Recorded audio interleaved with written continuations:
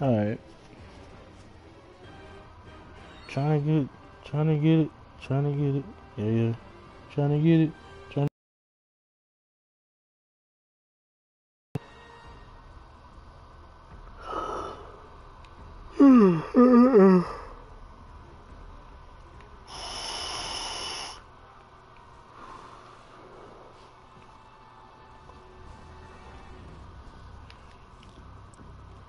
Alright.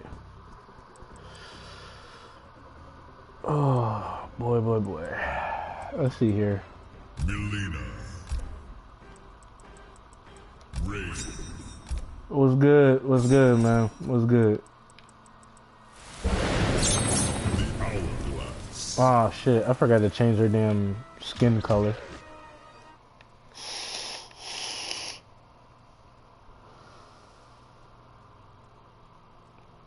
Oh, boy. I gotta change the damn skin color.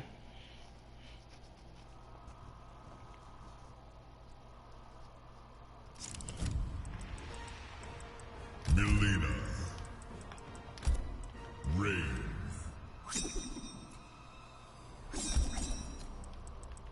The Hourglass.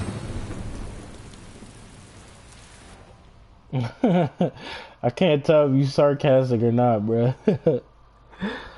So, I want to ask y'all a question real quick. What do y'all think about the tutorial modes in fighting games? Do y'all think it's helpful? Do y'all think it's okay? Do y'all not fuck with it? I mean, what's up? That's what I would like to know.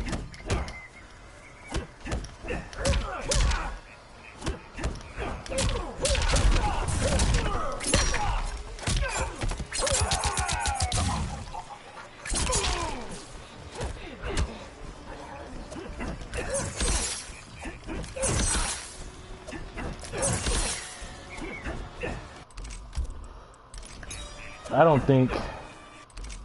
I mean... What did you say? I mean... I used to skip them all the time. Don't know about you.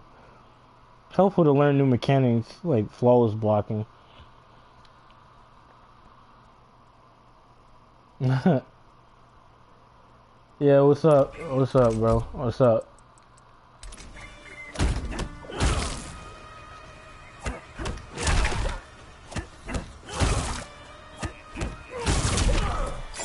Yo, her fucking up through is garbage.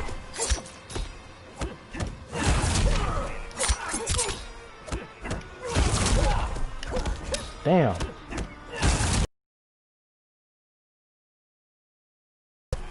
They need to make it to where she lands a lot quicker.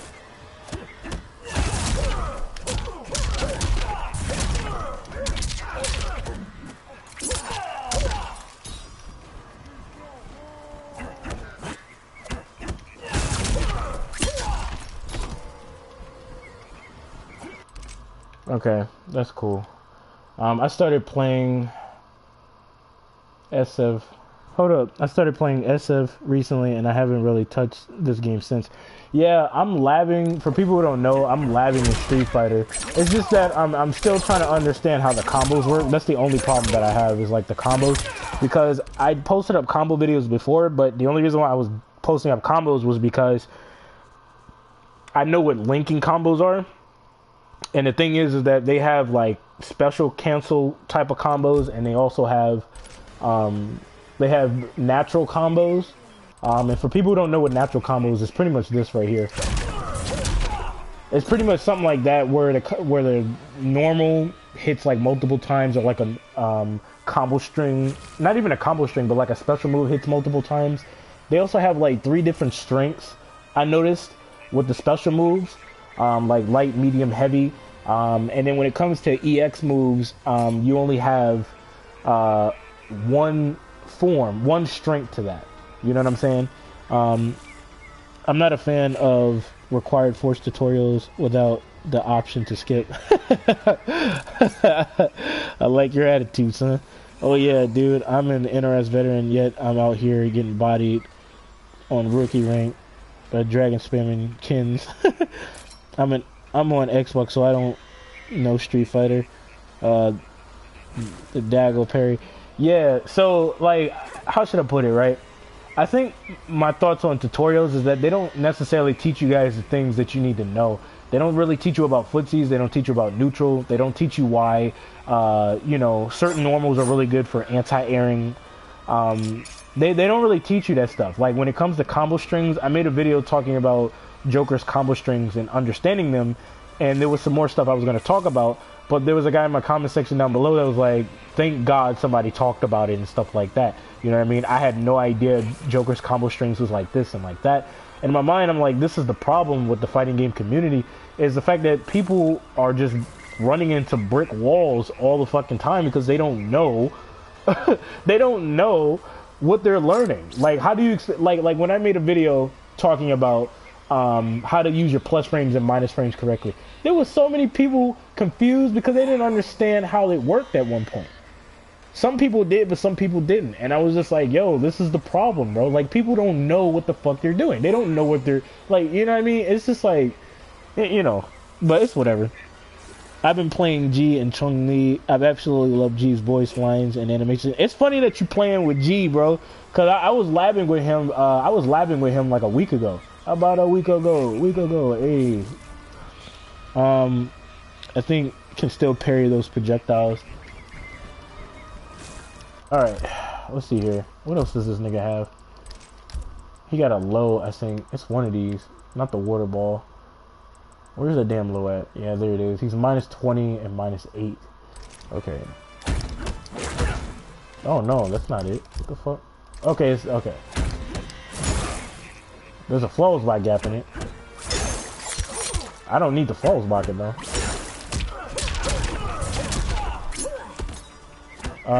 Dago's Parry Street Fighter is easy as fuck. My man says easy as fuck.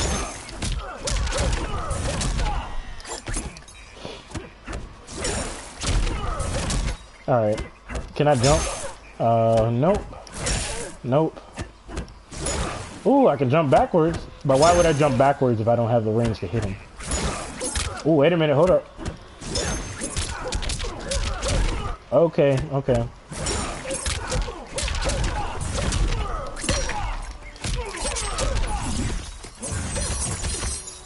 Okay, that's nice.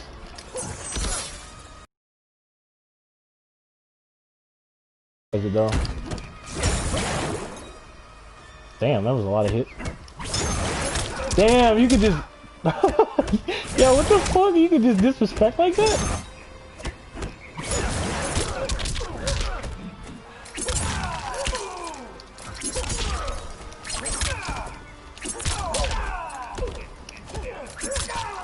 Wow, okay.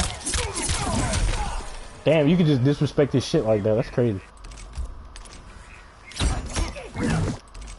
I'm pretty sure he has a mind game with this shit too, but I think that tutorials though, I don't think they're that good in fighting games. I really don't think that. Like I really think that they're garbage because they don't teach you the stuff that you need to know. Yo, how excited are you?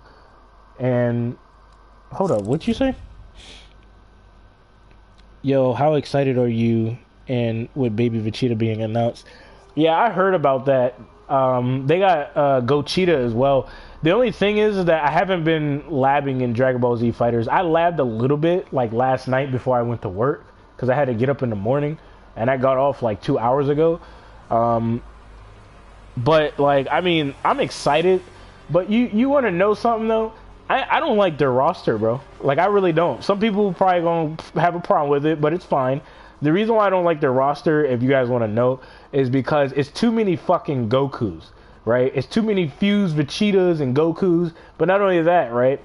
Like, it's too many Vegetas as well. Like, it's too many, nigga. Like, it's way too many. Like, that's ridiculous how Goku takes up a huge portion of the roster. Like, that's ridiculous. Like, where the fuck is Pikkon and Omega Shenron at? Like, there's other Dragon Ball Z characters they could have put in those slots. Like, Super Saiyan Goku could have easily been a easy transformation for him when it comes to, like, my boo, I finally got on another stream. What the fuck? Oh, my typo. Oh, okay. I'm about to say, what the hell? I was about to say, what you mean, bro? But no, like it's just like it's too many, bro. Like it's kind of hard to explain.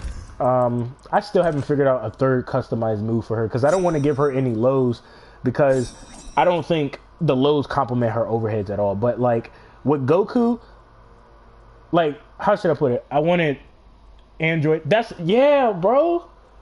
Yeah, yo Reaper, bro. Yeah, that's what I'm saying. Like, where the fuck is Android 13 at, bro? Where is he at? Why the hell is there a whole bunch of like Gokus and shit? It's so many different variations. Like Ultra Instinct Goku. Don't get me started on that nigga, bro. Every time I went over my friend's house, bro, he was complaining about that nigga because that's all people use is Ultra Instinct Goku. That nigga is busted. He is busted in that game. Like that shit is annoying as hell to watch. But you know, it's whatever. People pick whoever they want to pick, but I know why they pick them. That character's fucking busted, bro.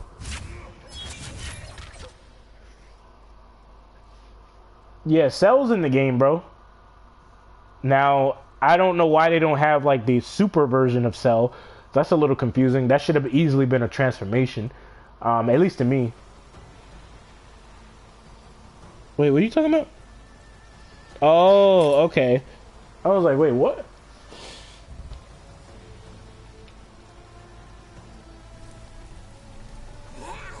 Hey, what's going on? What's going on, bro? Jack's tips? What are you trying to learn, bro? Hold up, let's switch over to the homie Jax. What you trying to learn with Jax? How would Smoke play if NRS added him in MK11? Personally, he would be MK11's true anti-zoner. Yeah, I would have to agree with that. I would have to say that Smoke would definitely be the perfect anti type of zoner. He more than likely would be able to get out the corner and punish you as well if they give him that MKX special move where he can like teleport away. I'm doing all right, man. I've been off of YouTube for a while because you know I got some stuff going on, but I'm not gonna go all the way into that. But what you trying to learn with Jax, bro? Solo, I think that's your name. Yeah. What you trying to learn? What you trying to learn with him? Because it's pretty self-explanatory with this nigga. I mean, the what abilities should I use? I mean, well, that depends on your playstyle, man. What's your playstyle? Like, that depends on what you want for the character. That depends on like, you know, what you trying to do. Are you trying to like be a zoner, like a keep away character? Because he can definitely play that game to a certain degree. I mean, he may not be the best at it, but he can definitely control space with certain shit that he has. So I mean, like what is your play style? That's what you should ask yourself, is like, how do I want to play? Do I want to play like a zoner, which is annoying as shit? You can play however you want, but I think zoning is just the most annoying so-called play style in the entire game. I think it's unrealistic in 2D fighting games, to be honest with you. But let's see here. Do you want to be an aggressor? Do you want to be a player that can do space controlling like Raiden can? Do you want to play really good footsies? I mean, technically, Jax, you know, he has some form of space controlling, rush down, and combos. Oh, you just want to get raw. You want to get raw with a nigga. Okay, you want to be all you. I've been learning Rain for a while. Yeah, it's a lot of people fucking with Rain, bro. Like Rain, hands down, is the best DLC character out of all three of them. So I can see why a lot of people pick up Rain. Plus, he's probably one of the coolest DLC characters in this game, just in general. Like, I ain't even gonna front. So, I think, honestly, if you want me to be honest with you, bro, alright, man. I'll still be here for a little bit, because, you know, I'm more than likely going to get off soon, because I'm pretty tired. But keep in mind, I am labbing in Street Fighter and Dragon Ball Z Fighters. I'm still trying to figure out a team. One of the characters that I'm using is that it's super brawly, but I haven't figured out the other two characters that I wanted to use just yet.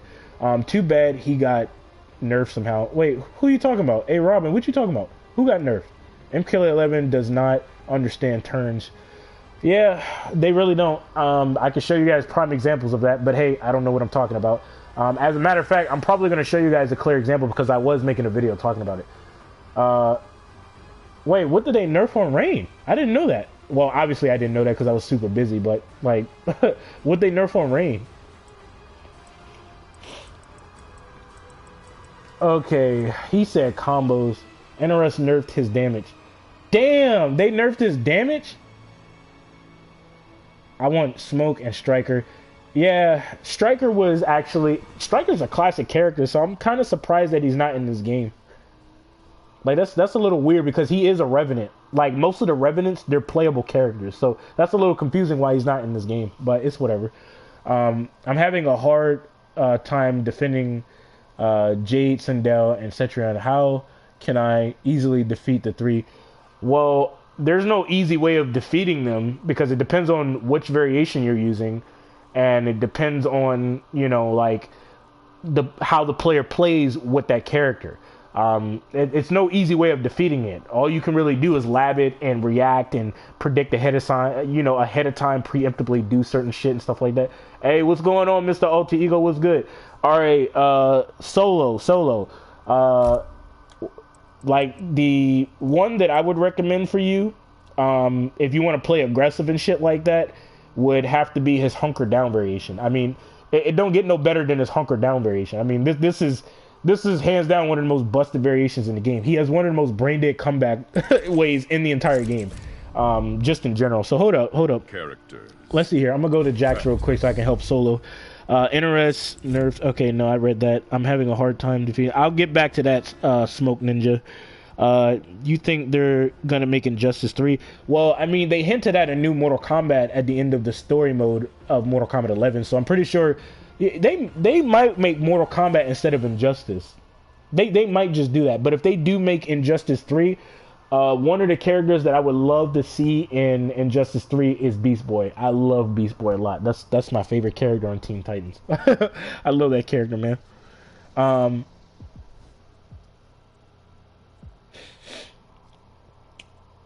Yeah, yeah. Let's see here. I use Cabal, Noob Saibot, and Shao Kahn. Okay, so your S tier character is Cabal, and Noob Saibot is like a mid tier character, and then Shao Kahn is pretty much the lowest of the low. He still needs work, and I think he needs a buff. But which hurts him the most since he has damage, and the only way to get best damage. You know, it's fucked up. I don't know why they nerfed his damage because his damage was already low. If you guys look at my combo videos, no, Raven wasn't in Injustice 2. She was in Injustice 1. Alright, so when it comes to like Jax, right? Because I'm gonna get to that situation real quick with like Jade and Cetrion and stuff like that. So, hey, Solo, if you're still in the live, bro, hell yeah, yo, Alter Ego, bro, you already know, bro. Mix-ups for days. She has pretty good neutral. That bitch is annoying. Hold on. I even customized a variation for her that I think is stupid as shit, to be honest with you. Actually, is this the right one? Yeah, I think it is. I'm gonna show it off, actually. I don't give a damn. Alright. So, when it comes to Jax, right, like, if you want to play aggressive and get combos, Hunker Down variation is obviously the best variation you can go for. It's aggressive. It's what you want. He can get big damage and combos and stuff like that just in general. He has the mix-ups that'll keep the opponent guessing. He has the stagger game just in general. He has some plus frames and stuff like that. His neutral game isn't the best, but it's pretty decent, especially when he actually manages to get his heated up arms out, because once he gets his heated up arms out, his neutral game gets a little bit more better because you're going to respect these because it helps him out a lot. It helps him get in, but he has to get him heated up, just in general. But he starts to lose it, as you can clearly see here, just in general. And one thing to take of note is that what's scary about Jax, I think, is when he hits you with his fatal blow, right, his arms heat up, right? They actually heat the fuck up. And then he can hit you with like a crushing blow. And what I think Jax has one of the strongest strike throw mind games, and it's mainly when his arms are heated up. And the reason why I say that is because of the reward that he actually gets off of this shit, right? If he hits you with the forward throw, motherfucker, I know you didn't just tech that throw. So if he hits you with the forward throw, right, you lose 32% of your health, right? If you guess wrong, what's fucked up about this is that he can actually hit you with the forward 2, and he can get that. And what's scary about Jax is that you're still super close to him to where he can mix you up. Now, of course, he did lose the crushing blow, and there was some people saying that Jax needs a damage buff. And to be honest, you can give Jax the extended string ability. Yeah, you can do that as well. That makes his pressure game really good. And then on top of that, exactly, he has a grappling game. So there's that. Yeah, I use against some annoying Cassie players just spamming mid-air shotgun. Yeah, his rip works against even everyone. Yeah, exactly. So, like, I mean, hell, even when you jump in, like, dude, he can charge up his back 2 for free. Like, he can literally do this, and it connects. That shit literally fucking connects, bro. That's dumb as hell. Like, how he can get that shit out. Like, I mean, that shit literally connects, bro. Like, that shit is nuts. Like, the fact that he can do that is just, it's mind-blowing. Because when I did, I was like, wait a minute, are you fucking kidding me?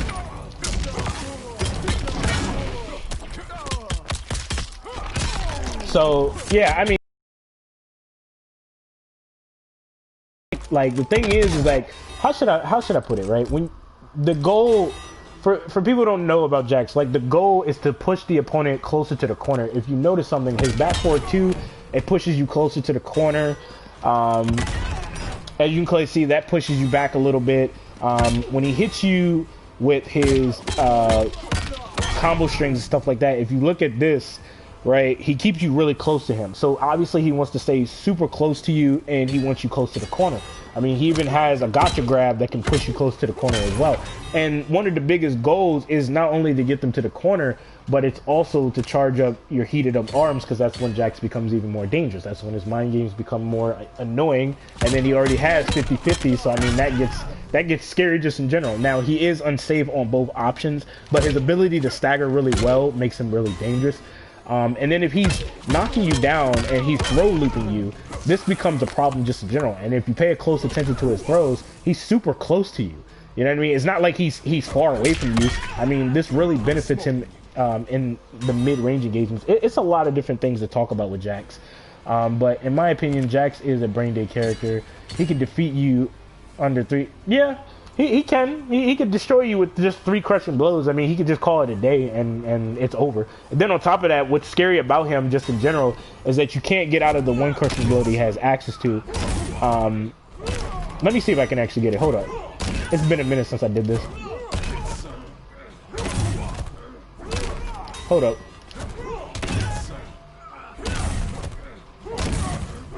No, I fucked it up. Hold up. My friend I play with casually will not play against Jax because the staggers frustrate him so much. Well, yeah, because I mean, he has like really good staggers. Now, somebody said that Jax needs a damage buff, but that's a lie because let me hold up, because I was going to show the command throw, but his comeback game is the scariest. Yeah, it is. Like people don't understand, man. Like, the fact that the character can have a pretty interesting neutral game, you know what I mean, where it helps him get in, is really scary. He has really good wave dashing, good walk speed. Now, what makes Jax just a A-tier character is because he doesn't have the greatest range on his normals. If he had better range on his normals, he would be considered S-tier, I think. That's the only thing holding this character back. But once he gets in, it's very difficult to get this character out. But like I said, Solo, if you want to pick Hunker Down, this is like the best variation. His comebacks, I mean, you see it in the comments, bro. Like, his comebacks is just dumb as hell. Like, it's dumb as hell. Like, nigga, he can hit you with a command throw, bro. And completely, like, and what's scary about him is that you can't get out of that. You can't get out of that command throw. That's what makes him scary, right? And you'll take like 35%. So yeah. Hey, what's good, bro? What's good, KJ? I like how on Enhanced you can KB combine. Yeah. Exactly, bro. Exactly. Appreciate it, bro. I'm on this, yeah, chilling, watching the stream. Yeah, bro. Like, how should I put it, right? How should I put it? You're going to have to learn this frame data. You're going to have to learn matchups. You're going to have to understand spacing situations. So, say, for example, you're going against a character that Jax could possibly struggle against, right? Like, a prime example is... Jax. Who's a good example of this? Scarlet, right? Scarlet excels in mid-range engagements. Not only that, she excels in long-range engagements. Her goal is to zone you out and to space you out. And her zoning is there to not only annoy you, but it's also there to control space, right? And this is something that's very important to understand about matchups and characters just in general. This is the reason why I have a problem with how fighting games teach you things, because the tutorials don't teach you things that you actually need to know. And that's the flaw with the fighting games just in general. Because they don't teach you the stuff that you actually need to know, and that's kind of like the problem. Because there's still gaps in my knowledge that I'm still trying to learn, but hey, it's all about improving.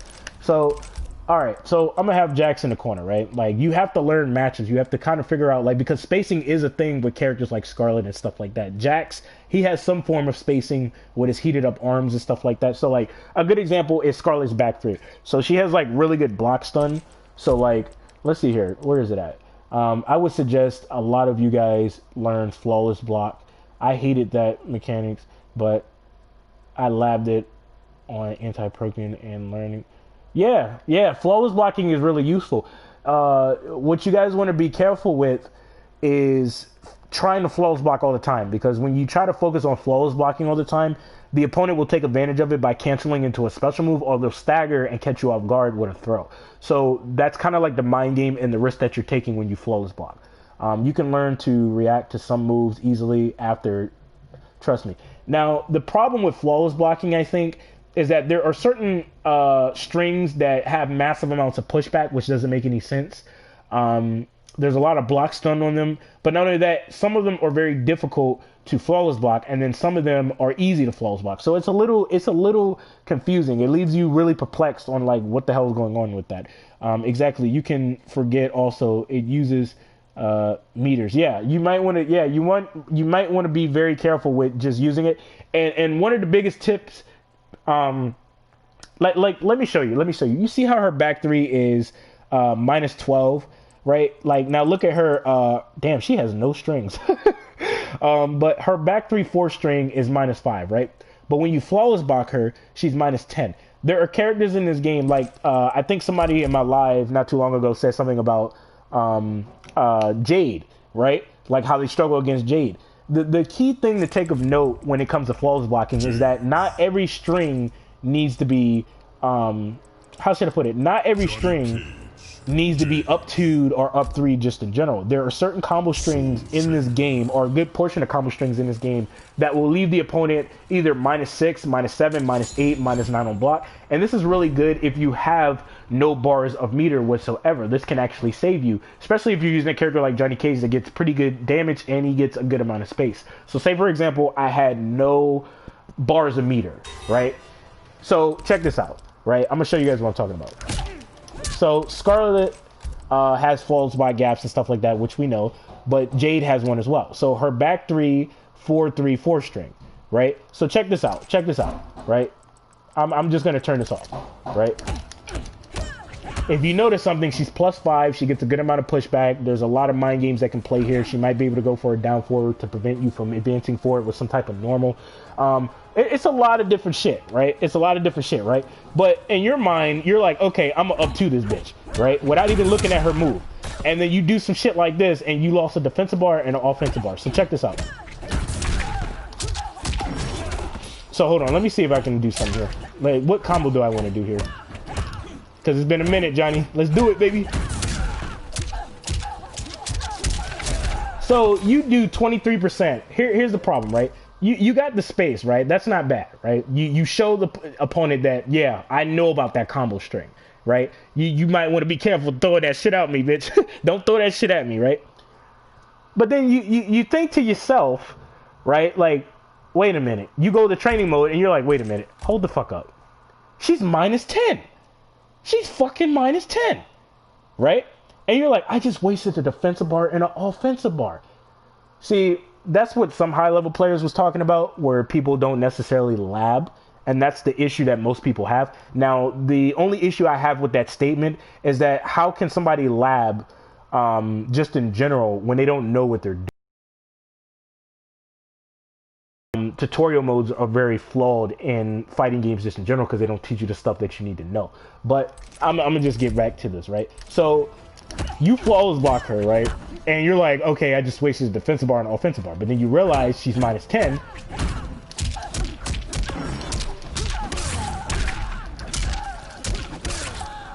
Look at all that damage I can do to this bitch. You see the difference?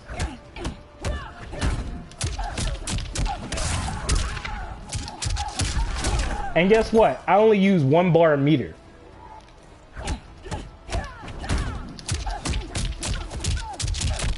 Look at that.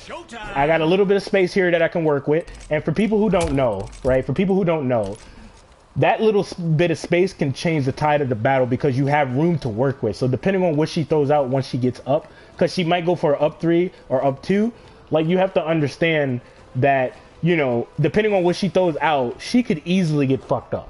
You know what I mean? Because I have the space to move. So I can easily hit her with a combo, and depending on what character I have, I can switch sides with her in the middle of that combo. Like, it's a lot of shit. I deleted Mortal Kombat 11 today and just moved to Injustice. Yeah, I hate how in fighting games you have to look up everything online whenever... Well, like... How should I put it?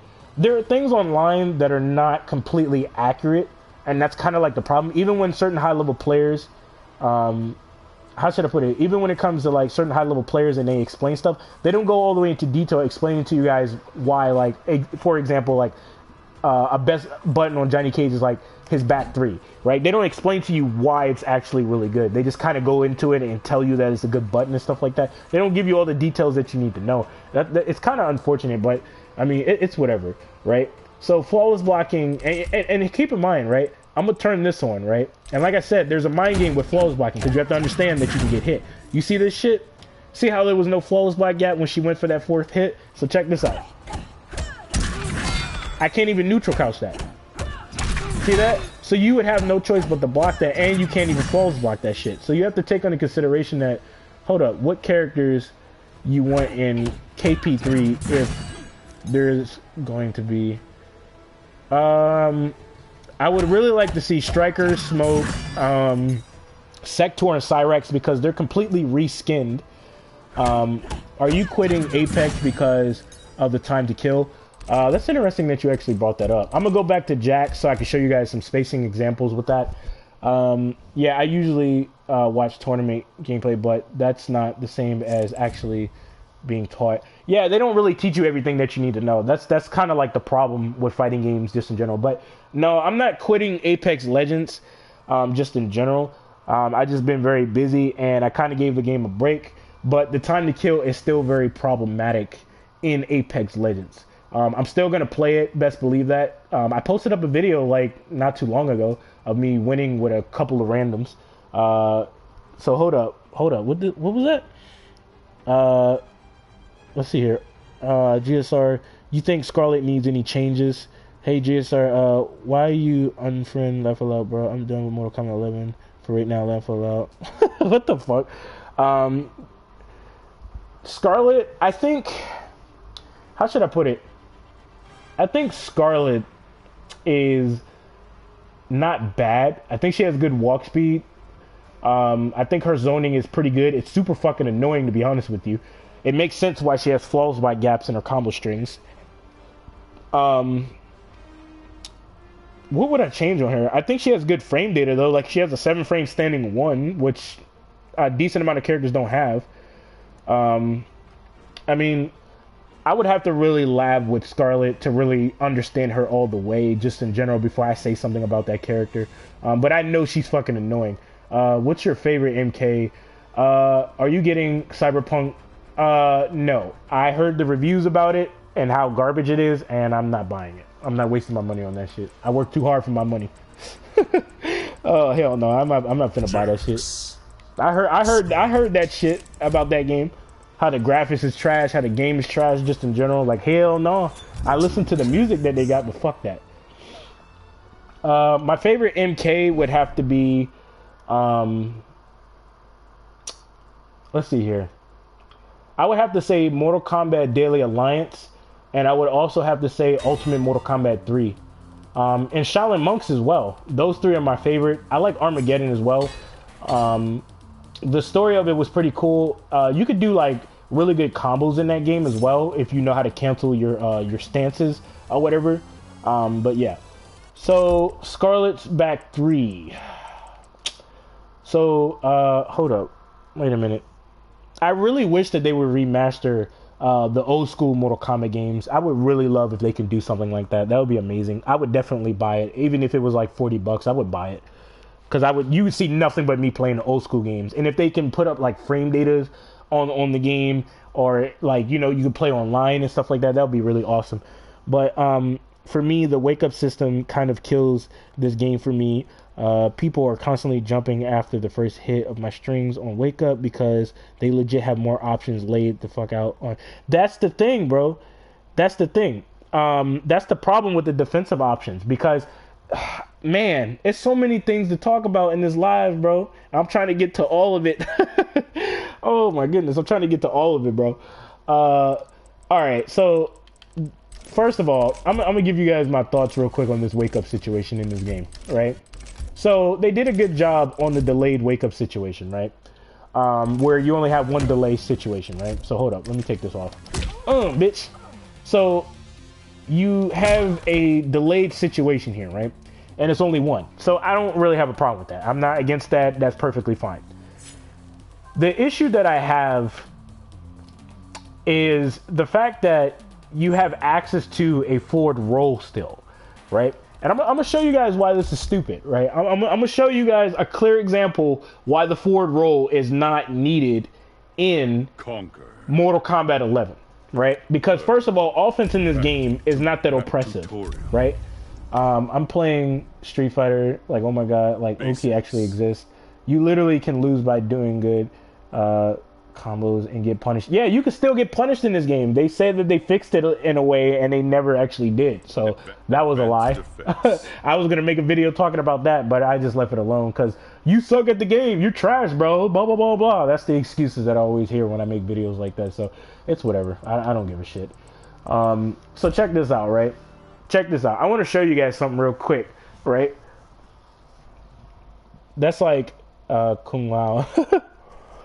So I'm gonna show you guys something that's really stupid about the forward roll in this game, right? Cyrex and Sector completely reskin, but they're not playable. That's what I've been saying, bro. They might be playable. I would like to see, cause Reptile's still alive. He was in the crypt. Kenshi's deceased. Ermac is deceased, but Ermac has multiple different souls, so I'm pretty sure he can come back to life. Crackhead Lao. What the fuck? Oh shit. Alright, so check this out, right? Look how stupid the forward roll is in this game. So hold up. I'm not gonna talk about this yet. Cause this, you can actually stop people from grabbing you with the up twos in this game. But here's the problem with the up twos. There are a good amount of up twos in this game that are kind of trash, right? And they need to be buffed. I feel like all up twos need to be buffed to where you can't just jump in on somebody when they wake up with an up two, right? It'll prevent you from jumping. But the reward that you get is that you can actually take it upon yourself to punish the opponent or go for a crushing blow if they go for an up two, if you read that that's what they're going to do. Because you can still jump in on somebody in this game even though they go for an up two and they still get fucked up. It doesn't make any sense whatsoever. And then there are certain up twos in the game when you flawless block somebody where it's hard to get a combo. Like Kung Lao is a prime example, Kitana's a prime example, Mileena's a prime example, stuff like that. And then certain characters up threes are their up twos. Like a prime example is Kung Lao. That's really confusing. Certain characters up twos or their up threes. A prime example is Kotal Khan, his up two. It's super fucking confusing. You know what I mean? And then there are certain characters where they have a decent up 2 and up 3 because of the range that they have, like Shao Kahn or like Collector and stuff like that.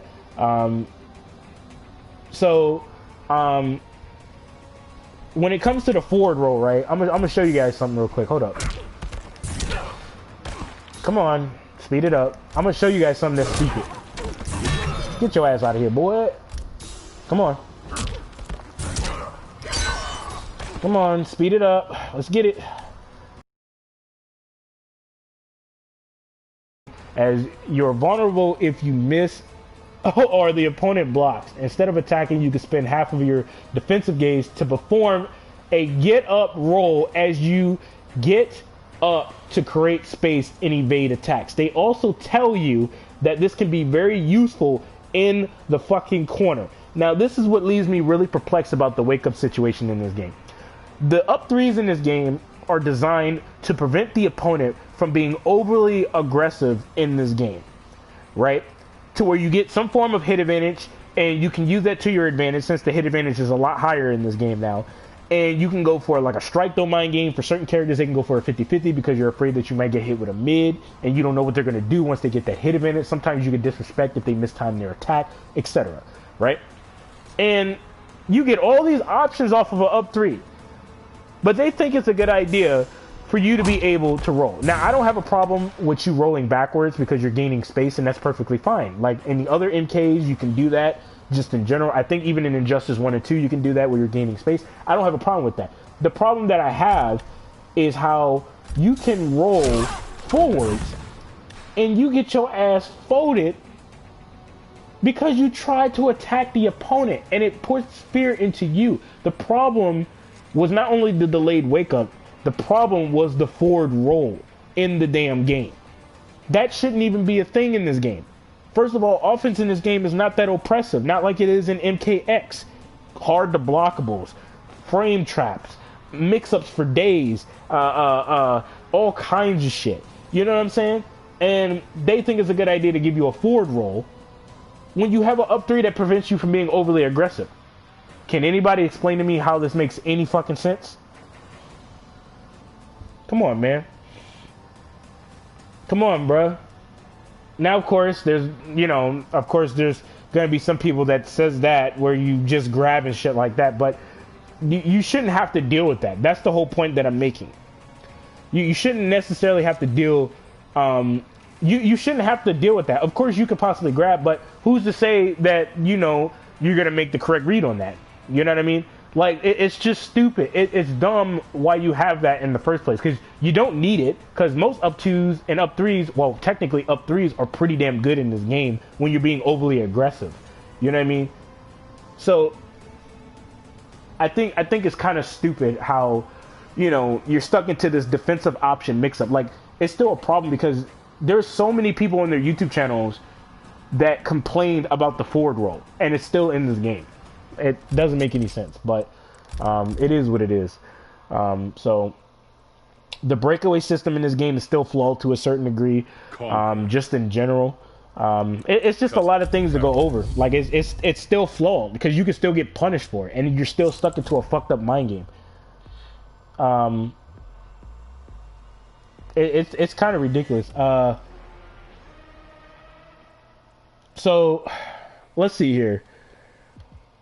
Throws on crushing blows. Oh man, let's talk about that real quick. Oh man. I gotta get on that shit, boy. First of all, the regular damage on the regular throws was not the issue. Okay, I'm gonna tell you guys that right now. That wasn't the real issue.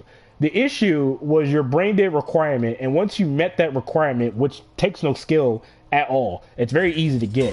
Your offense becomes 10 times greater, and the opponent is stuck in between a rock and a hard place because your offense and your mind game is unbelievably stupid as hell, right? Now, peep game on this shit, right? I'm gonna tell you how busted this is. You guess wrong one good time, right? And you're eating 30% for no reason at all. This is stupid as shit, right? Now, keep in mind, there are characters with just a crushing blow on their back throw, right? So peep game on this shit, right? You think that they're going to hit you with the back throw, so you try to tech the back throw in the right direction, right? Check this out. Check this out. Guess what I'm going to keep doing to you? Because you think I'm going to hit you with the back throw. I'm going to keep milking this shit, right? Because I know that you're looking for that. Or you're possibly going to get opened up. This is going to allow me to go in for some form of a combo, and I can do whatever the fuck I want to do to you, right? Throw crushing blows requirement is literally just to throw someone. It's literally ridiculous how your reward is super high for such a brain dead requirement that takes no skill. You can't tell me, oh yeah, this shit takes skill. No, the fuck it does not. It really does not. And you know what's busted and unfair about this shit is not only the crushing blow requirement and the damage that you get off of it, but not every character has access to a crushing blow on their fucking throw. And then also what's busted about this is that characters that have access to a crushing blow on their throws, they get the full benefit of the regular damage when it comes to the fucking throws in this game. How is that even fair? You can't sit there and be like, oh, this is fair, bro. That's fair. That's busted as hell. You get the full benefit of the regular damage, but when I tech the throw in the wrong direction, you get 30%. Like, what the fuck? And then there's characters in the game that get dot damage. Scorpion gets 20% plus dot damage. If I was to go for like a basic combo once you get right back up, right? You're eating 35%, and as you can clearly see, you're almost dead. You're literally almost dead. Just because I did that to you. Like, look at this. Look at this. 20% dot damage. You disrespect. You have no defensive bars. I just go for a basic ass combo like this.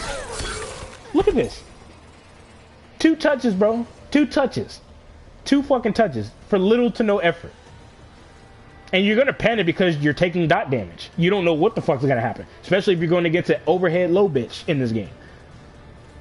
Come on, man. Like, this shit is stupid as fuck. And you know what's funny about this particular situation? Check this out, right?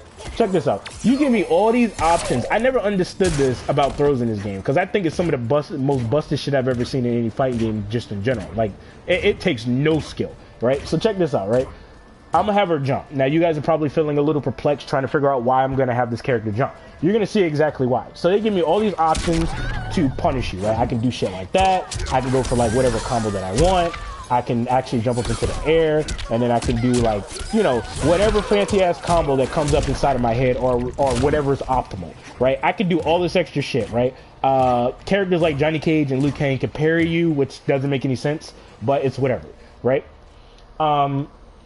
Here's the weird part, right? If I take the throw in the right direction, look at this. We go right back into the neutral state. First of all, throws play a big deal, and a lot of characters' play styles just in general, right? And it plays a big part in this game. That's why they do substantial amount of damage. Now, of course, I had some guy in my comment section down below that disagreed with what I had to say about the spacing situation when it comes to you taking the throw in the right direction. I want you guys to pay close attention to this. I'm going to have Johnny Cage's clone, okay, tech the throw in the right direction. And I want you guys to pay attention to this real quick, right?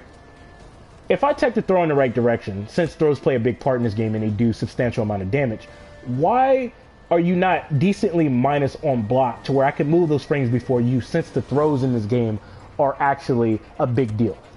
Watch the amount of space that Cassie Cage actually gets once she techs the throw in the right direction. Check this shit out. In a situation like that, Scorpion should easily be -7 or -8 on block. Now, of course, this guy in my comment section down below not too long ago stated that, well, this would make the game boring because it would automatically be your turn if you tech the throw in the right direction. But that's not entirely true, because if you lab with every character and you try to throw them, every spacing, well, every time you tech a throw, it's different, right? It's very different. Like, she pushes you far away, right here, right? Keep in mind, you can still backdash, you can flawless block. Scorpion might be able to teleport in a situation like this. She can bait that out. And this is nothing but a spacing situation. Okay, cool. Watch this. I'm going to go to a bigger character that has a different type of throwing or throw escape type animation and stuff like that. And you're going to see the difference in spacing, right? Because I was really labbing this. I was like, wait a minute. I was like, why don't they make it to where, all right, have a good night, bruh. Have a good night. So, in my mind, right, I was like, why don't they make it to where you get some frames of advantage over your opponent, since throws are a big deal in this game, right? You give me all these options to counter, but when it comes to this situation, nah, bro, that doesn't apply. You know what I mean? I mean, honestly, I believe it should be your turn if you take the throw in this game. That's what I'm saying, bro. That's what I'm saying. So check this out. Look at the difference in spacing. In a situation like this, Scorpion should easily be -5 or -6 on block. To where Sub-Zero moves those frames before the opponent can. You see what I'm saying? You can still flawless block. You can still neutral crouch because you're safe enough to do so. You might even be able to go for an Abari depending on what Sub-Zero throws out. If he throws out something that's a short-range attack, you might be able to backdash. You might be able to flawless block him. You might be able to do certain things here. But of course, there will be certain things that every character has in different matchups that will check you, meaning that they will prevent you from doing something that you originally want to do to a certain degree if they know that you're going to move or you're going to try and advance forward with some type of an attack. You get where I'm going with this? So why is this not a thing?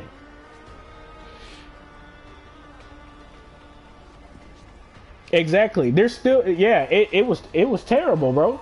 Bruh. Yo, Black, my nigga, you already know. It's dumb that I have to still guess even after the opponent is on the ground. Yeah, it's the game is kind of weird. Like, this game is kind of weird. Like compared to other Mortal Kombat games, it's like offense in this game is not that oppressive, and they have it to where like you're still dealing with defensive option mix-up. They did a good job on the delayed wake-up situation. I'm not going to take that away from them. I don't mind the back roll, the up 2, the up 3, even though I think up 2s need to be buffed in this game, but there's no need for the forward roll at all. There's no need for that because you have an up 3 that prevents the opponent from being overly aggressive. All that forward roll is a get out of jail free card. Now, of course, people will say just throw this at this. What if I don't want to do that? What if I don't want to do that? You know what I mean? So this is just something that I wanted to talk about with the throwing situation just in general. Of course, some people may assume that I'm being negative, and that's not true. That's not true at all. This is just me giving my opinion and giving some constructive criticism. But that's, you know, that's just me though. Liu Kang, man, shit was annoying. Yo, he's still annoying. He's still annoying because if you have a character that doesn't have good neutral, and I'm talking about like a character like Terminator, he can hit you with a forward throw, and then he can zone you the fuck out. And if he hits you with a back throw, you're stuck into a strike throw mind game. And if you disrespect 40 plus, 60 plus, 50 plus % damage easily. So you're fucked either way. And keep in mind, you lose an offensive bar and a defensive bar. So once you lose that defensive bar, you can't break out of his combo. That shit is dumb as fuck. And even if he doesn't have it, he still gets substantial amount of damage off of it just in general.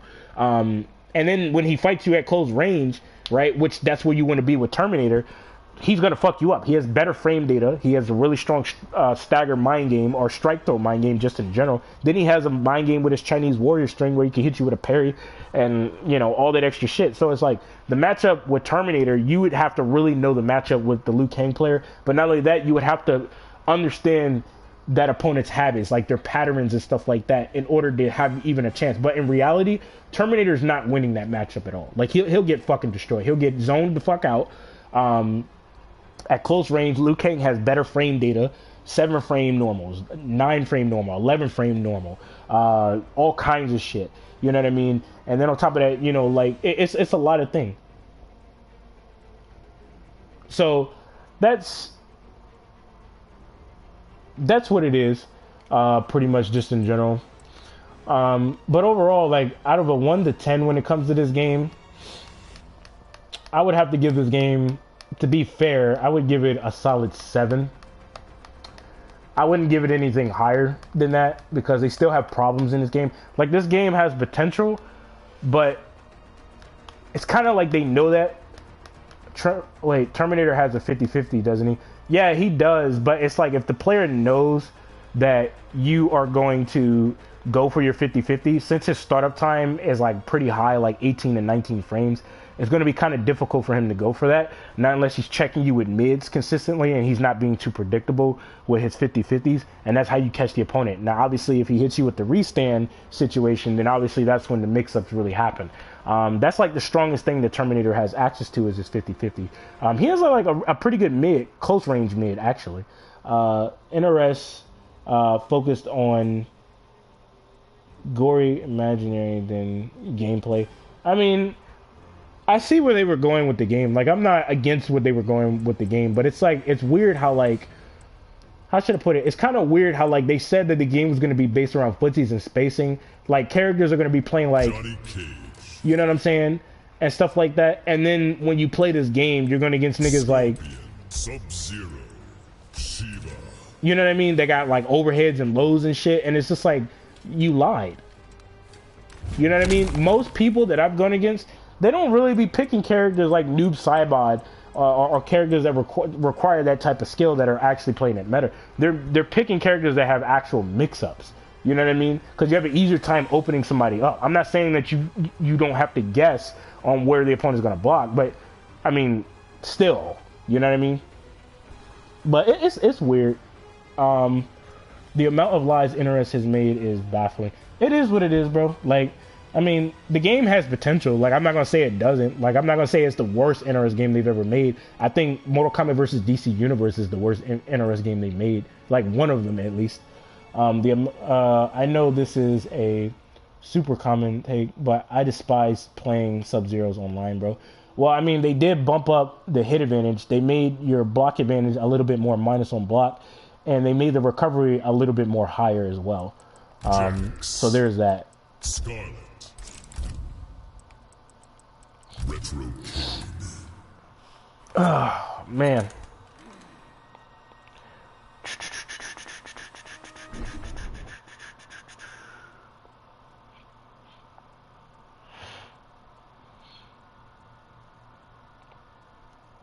You know what's funny, guys? I think I just saw a comment. I didn't even realize, I didn't even see that fucking comment yet. I think there's a guy trying to throw shots, man. I think there's a guy trying to throw shots. Holy shit, I didn't even see that fucking comment. Oh, so that's what you said. Alright, guys. So this guy said, why bitch? Hey, check this out. He said, I don't know. Wait, where's that comment at? He said, why bitch about Mortal Kombat 11 pretty much. Who's bitching? These are facts. These are facts. Like, that means that you're saying that other people on their YouTube channels are bitching as well. That's interesting. You know it's funny? I seen a high level player actually complain about this game extensively, right? And when a high level player complains, oh, it's fine, right? Like there's no issue with that, right? Even if the motherfucker did it multiple fucking times, no issue with that, right? Yeah.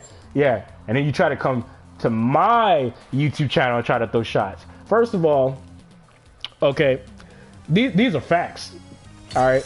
I'm gonna let that be known right now. These are facts. You can say bitching 24/7, whatever the fuck you want to call it, but this is a very, very disappointing Mortal Kombat game just in general. And people like to expose their deep frustration when it comes to this game just in general. Hell, you even have some high level players that still, quote unquote, as you say, bitch and complain. Okay, cool. But when somebody else says something about it, oh, why you bitching 24/7? Why you complaining? You can look it up. There's plenty of YouTube channels where niggas do. Literally, there is a nigga that mains fucking Mileena. My friend showed me it. He was live day before yesterday, and he was playing Combat League or something, and he mains Mileena. Okay? And this nigga said in his title, Mileena needs a buff. What you gonna say? He's bitching 24/7 too? It's like, get the fuck out of here. I don't want to hear that bullshit. I don't want to hear that bullshit. I really don't want to hear that bullshit. So let me get this straight, right? You bullshit crushing blows on throws is complaining 24/7 when technically that shit needs to be nerfed just in general. I don't know why the fuck you're getting that much damage for brain dead requirements. Oh, let me get this straight, right?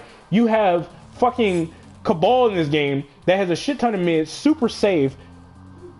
The nigga has no flaws, not unless he's minus on block or he whiffs something or his defense is just garbage, depending on the player that you're going against. Or you know it's fucking patterns. Everything he does is a counter or a punish, and when multiple people complain about it, as you say, quote unquote 24/7, it's called bitching. Suck a dick and die. Get the fuck out of here. I'm not dealing with that bullshit. Fuck that shit. Don't come on my YouTube channel trying to throw shots, nigga, because I'll come right back at your ass. Don't fucking try to play me like that. The fuck out of here. The fuck out of here with that bullshit. I don't want to hear that. The fuck out of here. Fuck out of here. Everything he does is a counter or punish. Yo, you got a nigga in this game, Jax, that has one of the most brain-dead comeback ways. You know what's funny? High-level players even said the same shit, and they still say the same shit. But what you gonna say? They're complaining 24/7 as well? Oh, I forgot. Since they're a high-level player, they get a pass, right? They get a pass. Okay, cool. They get a pass. I swear. I swear. I swear, bro. I swear. This guy is hilarious, man. This guy is fucking hilarious. This guy is fucking hilarious, bro. Oh, man. Oh. And keep in mind, bro. Keep in mind. This little Jack guy, whoever the fuck he is, keep in mind, right? Keep in mind. He said tough guy. Who's acting tough? I'm having a very interesting conversation with you, good buddy. That's what I'm doing. That's exactly what I'm doing. I didn't say anything about, oh, bitch nigga. Oh, come see me in the streets, nigga. Because I highly doubt you want that drama. But, nigga, it's funny how you try to throw shots on my channel, but you have no legitimate argument. All it is name calling. You have no real argument. That's it. It's funny how I can go on a high-level player's YouTube channel, and they're still complaining about shit with the game. And you don't say shit to them, but you try to throw shots on my YouTube channel. Right. Okay. okay. But they get a pass. Okay, I get it. It's okay. Yeah, I get it. You know, you dick ride the high-level players because you think they know every fucking thing. Okay, it's fine. It's cool. It's all good. MK11 can require good neutral, but only in specific matchups. Someone like Johnny uses neutral, but every character like Gear is Jackie. Exactly. Wait a minute. Hold up. David, don't say that, bro, because this is quote-unquote bitching. This isn't facts. Okay. Hold up. Don't say that. This is called bitching, bro. This is called bitching. Don't say that, bro. Don't say anything about neutral, how some characters don't play neutral. You can't say that because that's called bitching. That's called bitching. Okay. Get the fuck out of here, man. I swear. Oh, man. Who the hell... Wait. Do you watch SIK? Who is that? Who is SIK? I'm not familiar with this guy. I wonder who he is. Man. JSF, can you name characters? Hold up. Oh, you're talking about that guy? Nah, I don't really watch. I don't watch his.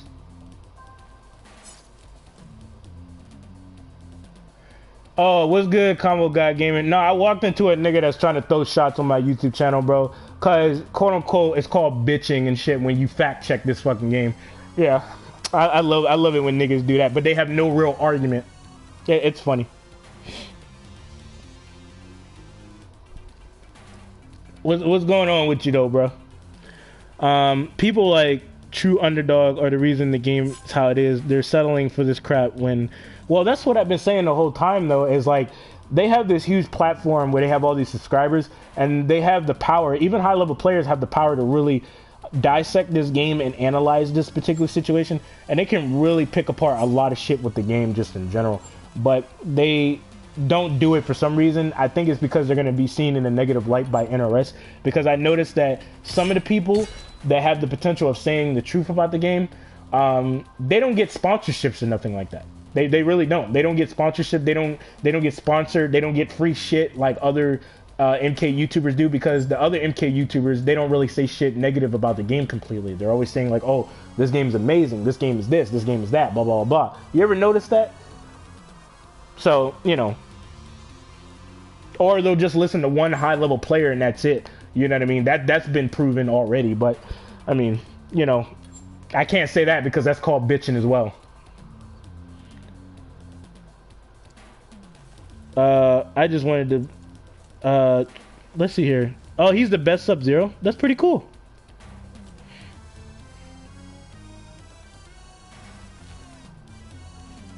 True Underdog also stole content from... Wait, he stole content? You talking about the True Underdog Gaming stole content from him? Get the... Hell no. He stole content? Wow. Wow. Wait a minute, hold up. Jack, hold up, wait a minute. I'm a little confused on you, bro. Hold up. Hold up. Jack. Hold up. No, I was reading that. Hold up. Where the fuck is this nigga's comment at? This nigga is like non-existent. I can't even see that shit no more. I was trying to read that shit.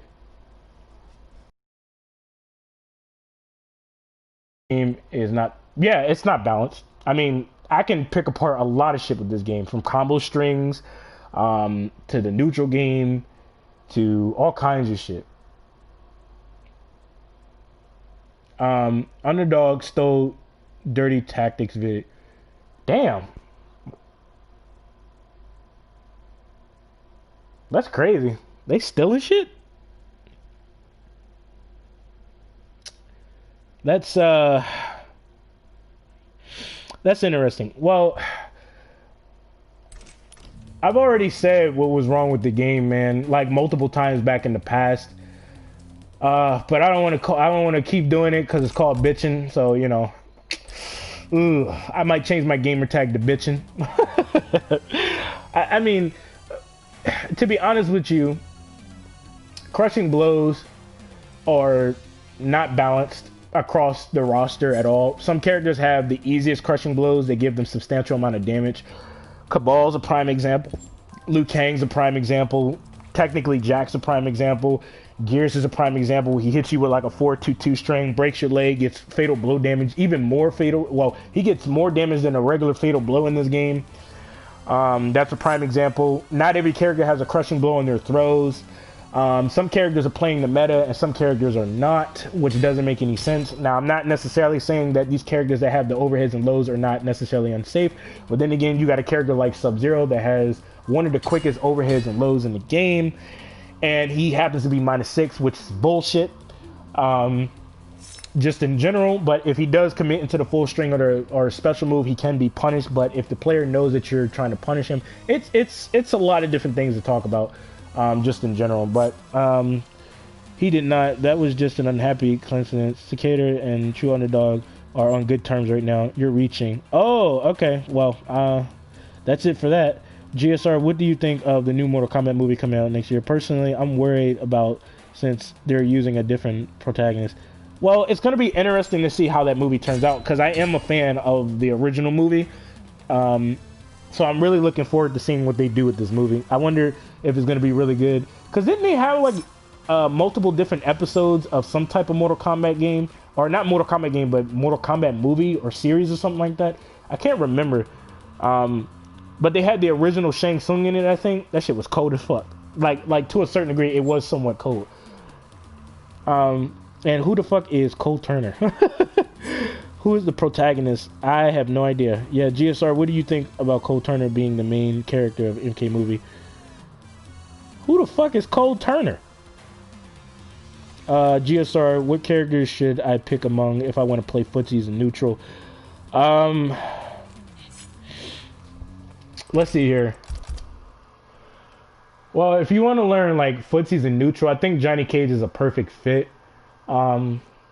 But I think it'll be too easy for you. Well, how should I put it? I don't want to say too easy because it's not that easy to open up somebody with Johnny Cage. I think what opens up players is how good his stagger game is to a certain degree.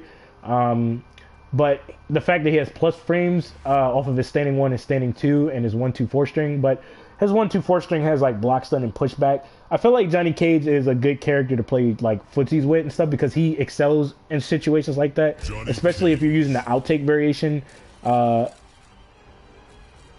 It's kind of like his outtake variation I don't use a lot because I think it's annoying. How like he can control a lot of space because he's definitely one of the neutral gods in the game. At least in my opinion, he's one of the best in the neutral. It makes him really scary, to be honest. He can play footsies well. He can play against other characters that have spacing really well. which is actually pretty nice, because that's what this game was technically supposed to be based around. That's why I picked him. I didn't pick him just because, oh, I think he's S tier. No, I picked him because he was playing the game's meta. Plus, it's Johnny Cage. Another character that I would have to say you could use, technically, would have to be more than likely Shao Kahn.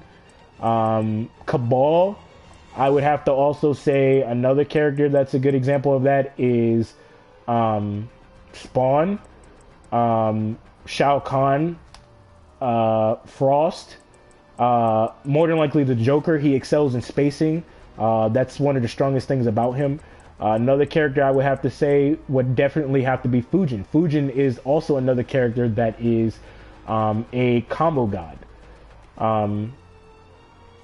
And what I mean by a combo god, I mean like his combos are really flashy. I like how his combos are. They're pretty flashy, but he is the god of neutral. I think Johnny Cage is as well. That's why you hear some high level players say that it's a like a 5-5 or whatever matchup wise and stuff like that. So I'll probably show you guys some examples real quick. Some characters have strong crushing blows and some don't. That's game balance. Like some characters have good jump ins and some don't. That's game is more balanced. Hold up, I can't see this nigga's comment for some reason. Hold up, some characters have strong crushing blows and some don't. That's game balance. That's where I disagree with you on. Completely. Because you can't just give one character good crushing blows and then give a character like fucking Shang Tsung a useless one where he can't even use it. I mean, even Shao Kahn is a prime example. There's plenty of people talking about that, so I disagree with you on that highly. That's just an excuse to justify the nonsense that goes on in this game, but it's okay. The game is more balanced than any other NRS game. It for sure is not perfect. Nobody said that the game was perfect. I'm not trying to make the game perfect. No fighting game is perfect in general, but these are flaws that could have easily been fixed. Very easily could have been fixed. So there's that. But hold up, because I'm not done with you. Johnny is my favorite MK character in MKX. I was cooking with Stunt Double. Ninja said Johnny boring. I don't really think so. I mean, I think like if you do like a customized variation where you're doing like fun combos and shit with Johnny Cage, I think it makes him fun slightly. But I mean, if you're playing like in a competitive way, you know what I'm saying? Like I can see what he's talking about because it does get boring. Like I'm not gonna lie, he gets kind of boring. But I mean, like when you start to do like combos with him in a way, it gets a little better with him. I think like if you're doing like, you know, that's just my opinion. Well, his playstyle is boring, but his combos, exactly.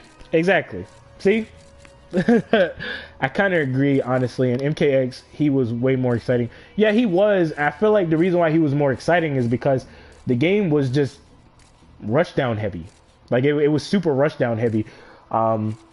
Everything was coming at you at once, and everything was happening like super fast. I think it's just mainly his playstyle. I think that's what it is, and I also think it's because the way that they have this game, it's more of a slower paced type of game, because of the direction that they were trying to go with this game. I think that's what it is. Why it makes him boring in a way. But I think when it comes to combos, I don't think he's boring when it comes to that. I'm not gonna sit there and be like, oh, his shit's boring. He's just a boring ass character. Like, but when you're playing him, like actually playing him, and you're not getting combos and you're trying to open up the opponent, yeah, he gets kind of boring. I think one of the funnest characters in the game, if not the funnest character in the game, it would have to be Joker. I think Joker, he's really flashy. A lot of his combos just look really fun. You know what I'm saying? Just in general, and that's just my opinion though. I think he's like the funnest character you can use in the game when it comes to doing combos and just fighting with just in general. Because I think they nailed it with Joker though. I think his combos are done greatly, but not only that, I think the way he plays is done greatly. Because you know his Jack in the Box, when he's spacing you out, he can hold it and fuck with you and shit, and it's actually pretty cool to look at. You know what I mean? It's pretty you know, it can be used as a trolley type of thing. You know what I mean? What you think of Rain? You think he good or does he... Hold up, what? Damn. Comments is flooding. I couldn't see that shit. What you think of Rain? You think he good or does he need some slight tweaks? Um, I mean, they nerfed his damage for some reason. I don't know why they did that, because when I was going for like optimal combos with him and stuff like that, I mean, he wasn't really getting the craziest damage, because I can go to like Baraka, you know what I mean, and this nigga is hitting you, like a fucking truck, you know what I mean? I mean, you know, there's plenty of characters in this game that get big, giant damage, so I don't know why they nerfed his damage. Like, I don't agree with that, because they should have kept his damage the same. I don't know why they did that to Rain just in general, because yeah, he can get some decent damage, but it wasn't the craziest damage. You know what I mean? Not compared to other characters in this game that can get 40 plus, 50 plus. You know what I mean? So his damage when it got nerfed is bullshit. I don't agree with it. Like, I think that's completely unfair. Like all the work that you have to put in. Like, if you guys just look at my little combo video that I came up with like really quickly with the character, I literally was doing as many hits, but not only as many hits. I can get 41 in the corner, 1 bar, no crushing blow. It's kind of weird. No, Noob has the best corner combos. That's kind of debatable. Lao is not brain dead. I mean, Lao has like some of the strongest mind games in the game because of his orbiting hat. I think that's what saves him, is his orbiting hat, because you don't know when that shit's gonna come out. And that the player's being smart and not being too predictable with his orbiting hat, Kung Lao is really dangerous. Now, what puts him on around, I'm not gonna say he's low tier, because that doesn't mean that the character is completely bad. It just means that they need some work. I think what fucks with Kung Lao is certain combo strings that he has, but not only that, I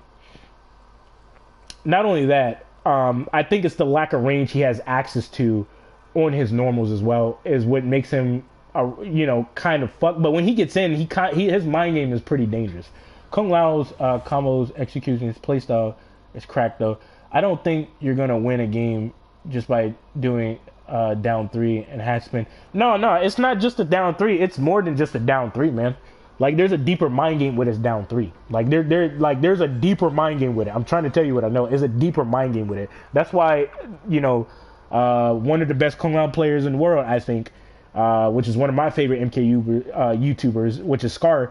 Like, I think he can even tell you, like, his down 3 plays a big role in his playstyle in close range engagements. Like, there's a lot of different things he can do off of it. Because he gets spacing, he could possibly go for an Nabari, depending on what you throw out. You can't just simply backdash. It's a lot of different things that he can do just off of his down 3, which is fucking nuts. But don't even get me started on moves like Orbiting Hat and Chemical Burn. You know what's funny about Chemical Burn and Orbiting Hat is that even though they're minus, they're technically plus. And the reason why I say that is because you're afraid of getting hit, right? And that's kind of like the scary part about it, is like, you're afraid of getting hit by that shit. I never use Orbiting Hat, only Spiritual Guidance. I made like a zoning variation, but I think his Spiritual Guidance needs a buff.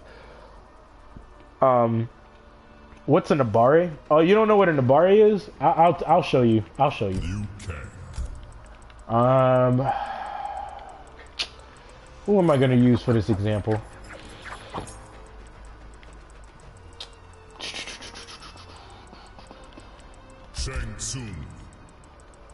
So in Nabari, right, hot take, if you're still losing to garbage day players, then you should delete the game at this point. That's funny.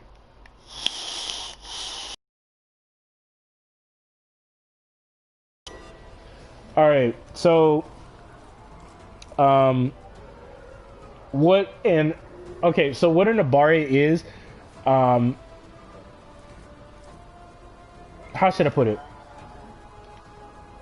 An Nabari is where you can get crazy amounts of damage off of any stray hit to a certain degree. Like, if I was to jump up like this, right? Like, hold on. Like, if I was to hit you like this, and then, like, let's see here. I do like this. As you can clearly see, I get 21% for just going in with a kick, right? Now, obviously, this does 15%, but it's like, if I was to do this, right? I'm getting close to like 30%. It's like getting crazy amounts of damage. That's one of them, right? But The advanced thing about Abare has a lot to do with startup time and block advantage, right? So I'm gonna have Shang Tsung go for like his back one, right? I'm gonna have him go for his back one, and you're gonna see what I'm talking about, right? So he's gonna go for the back one, right? So hold up, let me get this nigga to block. Okay, let's see here. Stance hold. I want him to do it like that, and then turn that on.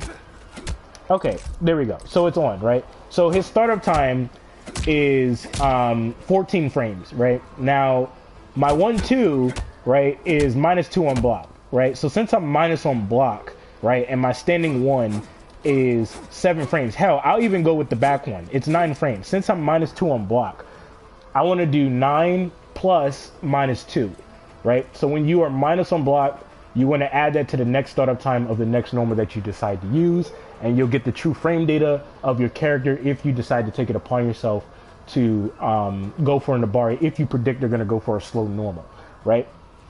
Now, highs in this game also check Abare as well. 9 frame mids can also check Abare. That's why characters like Liu Kang are pretty scary at close range engagements, because it's kind of hard to go for an Abare on characters like them, right? Because they have a 9 frame mid. They're blessed with it, right? Now, 10 frame and 11 frame mids, yeah, I mean, you could possibly get away with hitting the opponent if they try to go for an Abare.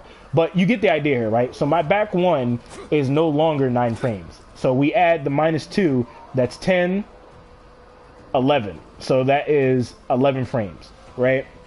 So I can move some frames before Shang Tsung. So that's 12, 13, 14. So I can move 3 frames before Shang Tsung's back one, right? So when I go for my 1-2, right? Check this out. Hold up, let me see if I can get it. You see what I did there? That's called an Abare. That's what an Abare is, right? Another example, right? Say for example, I go for like Shang Tsung's 4-2, right? Just like this. I'm gonna see if I can go faster than that. Hold up. His 4-2 starts at 17 frames, right? And we know. Hold up, I don't even know why it didn't even fucking come out. I'm gonna wait for a brief moment. So like playing disrespectful. Exactly. But the thing that you have to take into consideration, right, is like you have to be careful doing shit like this. And the reason why I say that is because you can easily get hit, and this will put you into a very fucked up position. Because if you try to go for an Abare, you have to predict that they're going to go for a slow mid, right? And you have to know the matchup. You have to know the startup time of that normal, so that way you have a good understanding of what you can do after your 1-2. That's the reason why Sonic Fox said that Liu Kang is a free-ass character, right? The nigga's safe on a lot of shit. He can neutral crouch a good portion of shit. Like, it's a lot of different shit, right? I see doing that all the time. Yeah, because he knows the matchup, right? Because I don't know who that is, but I'm pretty sure he knows the matchup. But not only that, he knows that the opponent is going to go for that shit. So the thing is that if Shang Tsung was to go for this 4-2, as you can clearly see, since his startup time is 17 frames, and I am -2 on block, and my standing 1 is 7 frames, I do 7 plus -2, that's 8, 9. So my standing 1 will no longer be 7 frames, it will actually be 9 frames. So I can move a shit ton of frames before Shang Tsung can. But here's the funny part. Shang Tsung has access to a 8 frame standing 1. So obviously this nigga can get a big ass combo on my character, right? So hold on. So let me see if I can do something here. So as you can clearly see, I'm getting hit, right? So since Liu Kang's startup time is no longer 7 frames because he's -2 on block, and it's actually 9 frames, my 8 frame standing 1 will beat him out. I can even go for a 7 frame down 1 and I can beat him out. You get what I'm saying? So you want to go for a frame that's faster than the opponent's Abare. It's kind of like, how should I put it? It's kind of like block advantage, right? Like you're -10. So when it comes to your startup time, right, you want to go for something that's faster than 10 frames. You get what I'm saying? That's kind of how it is. right? So Liu Kang goes for it, right? Now watch this. Hold on. Now it's kind of a tight window, but as you can clearly see here, Liu Kang gets hit. Now if I was to go for a 9 frame standing 2, right? We pretty much trade if I time it correctly, or he beats me out clean, right? But as you can clearly see,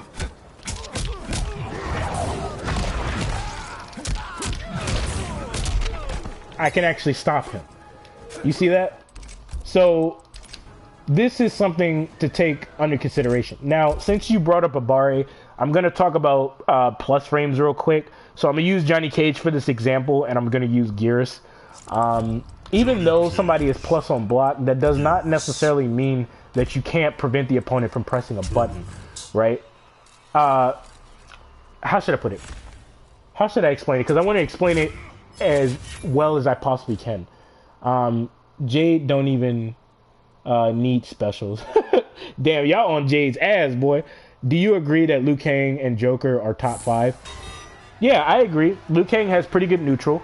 When he gets in, he's really a big threat. He has really good crushing blows that are really dangerous. He has some of the best corner carry in the game. He can get himself out of the corner by using that. His combos are very short and they do a really good amount of damage. So he can get like 21% on you. And then he can get another 21% on you. And if you break out, you're put into a serious dilemma. And the reason why you are, I'll get to that very shortly here, actually, because that's interesting that you said that. Now, when it comes to Joker, he has like good spacing. That's really good because, you know, there are a good amount of characters like Gears that don't have the range to deal with something like that. So it's very difficult to pinpoint what he's going to do. He has good range. His buttons aren't bad. I don't think he necessarily has a hurt box on his forward 1 from what I remembered.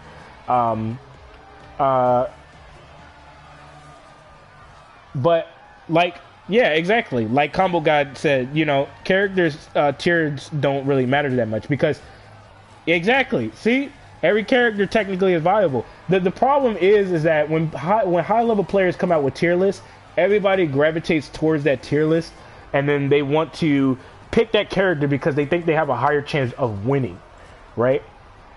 And that's what it is, right? Now, if you guys think of something here, right? I don't necessarily see a lot of Johnny Cage players, okay? Now, Johnny Cage is quote unquote S tier, right?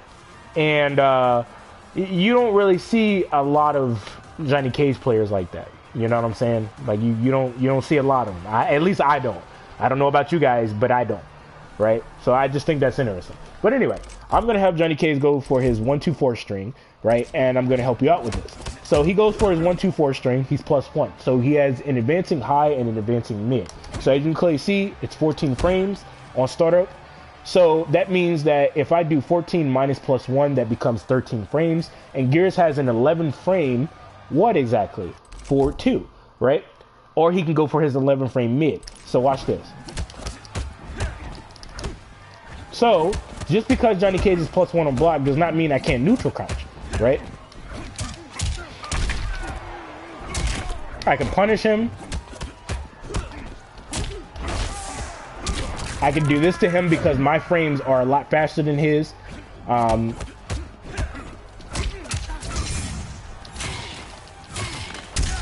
then I can do like combos. It's a lot of different shit that I can tell you about that situation right there. But hold up. I feel like, hold up. That's why Johnny is less popular than usual. Yeah, I mean, when Johnny Cage, yeah, I agree with that. When Johnny Cage had his +6 situation, he could put you into a frame trap pretty much to where you couldn't press any normal. The only option you had was the hop attack or jump into the air. And that's all you could do. But once you jumped into the air, right? Once you jumped into the air, he could get like a lot of damage on you, which caused the problem. So hold on.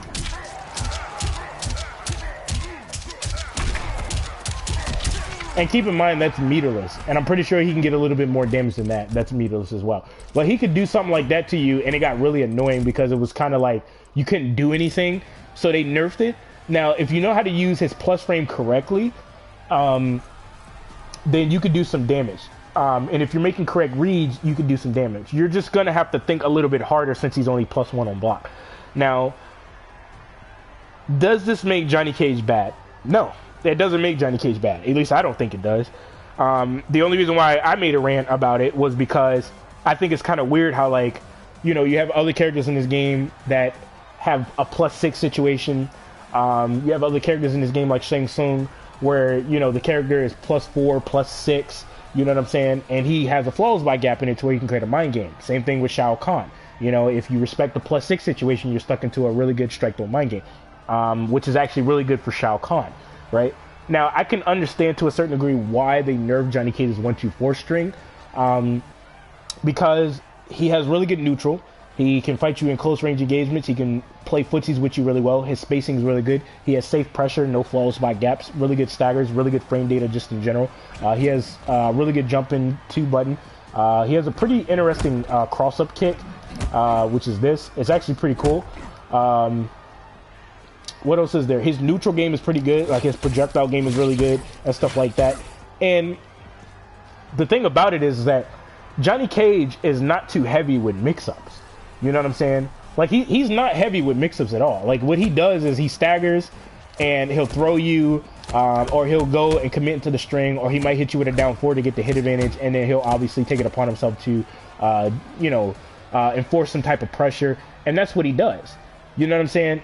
That's how he opens you up technically. Not unless he hits you with a nut punch, and he has a mind game with this particular situation right here. Because guess what? If you go for the down 1, right, into the back 4-2, right, he has a high mid mind game. As you can clearly see, he's -10. But if I use a bar meter, right, I get spacing, and we go back to the neutral situation to where I am 0 on block. Now, if I was to use my down 4, which gives me spacing, he becomes a lot more safer because of the pushback, and now I'm -9. But if I use a bar meter, as you can clearly see, I'm +2 on block, and we're in the neutral where Johnny Cage technically excels at to a certain degree, and we're within footsie range, right? Now, obviously, you can neutral crouch this, so hold on.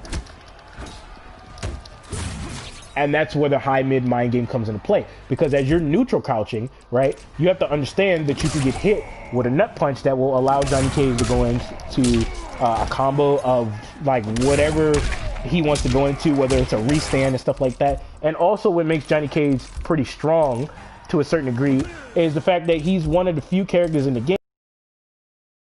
a restand, right? So this makes Johnny Cage really intimidating, and the reason why is because he's pretty much I tried to set up a crushing blow situation right there, but it doesn't work for some weird reason. It's kind of strange, but he has the ability to prevent you from going for your wake-up options.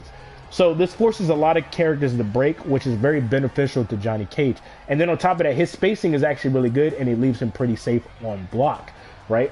And a good portion of characters like Gears don't have the correct range or startup time to deal with Johnny Cage's spacing all that well, right? Like a character like Liu Kang, he can do well to a certain degree against Johnny Cage's spacing, but he will have to be careful. So, like, a prime example is this, right? I'm gonna show you guys a spacing example. Say, for example, you know, actually, I'm gonna go to Liu Kang because it's a lot better because he can punish Johnny Cage with his flying dragon kick, and I'm gonna show you guys like an example. But what about Rain and Fujin? Both of them have good combo potential. Yeah, they have good combo potential. I mean, they do, but I think you're talking to somebody, so I'm not gonna jump in that all the way. So I'm gonna pick Johnny Cage and I'm gonna pick Liu Kang, right? And we're just gonna go here, right? So I'm gonna show you guys a clear example of this, right? So Liu Kang does not have the actual range to deal with spacing, right? Because he's not really much of a spacing character, right? He excels in close range engagements. He can fight you in the neutral to a certain degree, but the thing is, like, his goal against Johnny Cage is to get in, right? Now, the thing to take of note is that technically Johnny Cage, he could fight him at close range engagements. It's possible, right? But other characters, they're gonna have kind of a harder time, right? Like Liu Kang has a Chinese warrior string, right? And characters with a 6-frame poke can punish him every single time, so they shut that option out every single time. But I'm gonna show you guys this because I'm kind of getting sidetracked here. So I'm gonna switch over to Johnny Cage, and you're gonna see what I'm talking about. So I'm gonna have Liu Kang crouch. Now, for people who don't know, if you go for Johnny Cage's 4-3 4-4 string or his standing 2-4-4 string, you know, it reduces the pushback because you're crouching, right? So keep that in mind, right? So Johnny Cage, he spaces you out like this, right? And he's +1 on block. So that means if you do 14 minus +1, you know, obviously his back 4-2 will come out at 13 frames. So Liu Kang is like, okay, well, I know that, right? And his recovery is 37 frames, right? See what Liu Kang just did? He got a punish, right? So I can get punished if I do this. Now, obviously, I can use a bar meter, but I just wasted 2 bars a meter, which I'm not going to do, right? So if I'm in the correct range, I might be able to hit this dude. So hold on, let me see if I can get it. Now, I hate the fucking buffers in this game, man. As you can clearly see, look what Liu Kang can do if he's in the correct range, right? And on top of that, one of the reasons why he was able to do that is because he reduced the pushback. Now watch this. If I'm standing up, look at the spacing. You see that shit? Now don't get it twisted, his back 4-3 can still work, right? If, you know, you can actually get it out. See that? It can still work, but his other normals won't work. So this is the only thing that Liu Kang has access to where he can pretty much, you know, punish Johnny Cage for doing that. But keep in mind, his high complements his low, and his low complements his high, and I'm going to show you guys what I'm talking about. If you take it upon yourself to neutral crouch, right, watch what happens.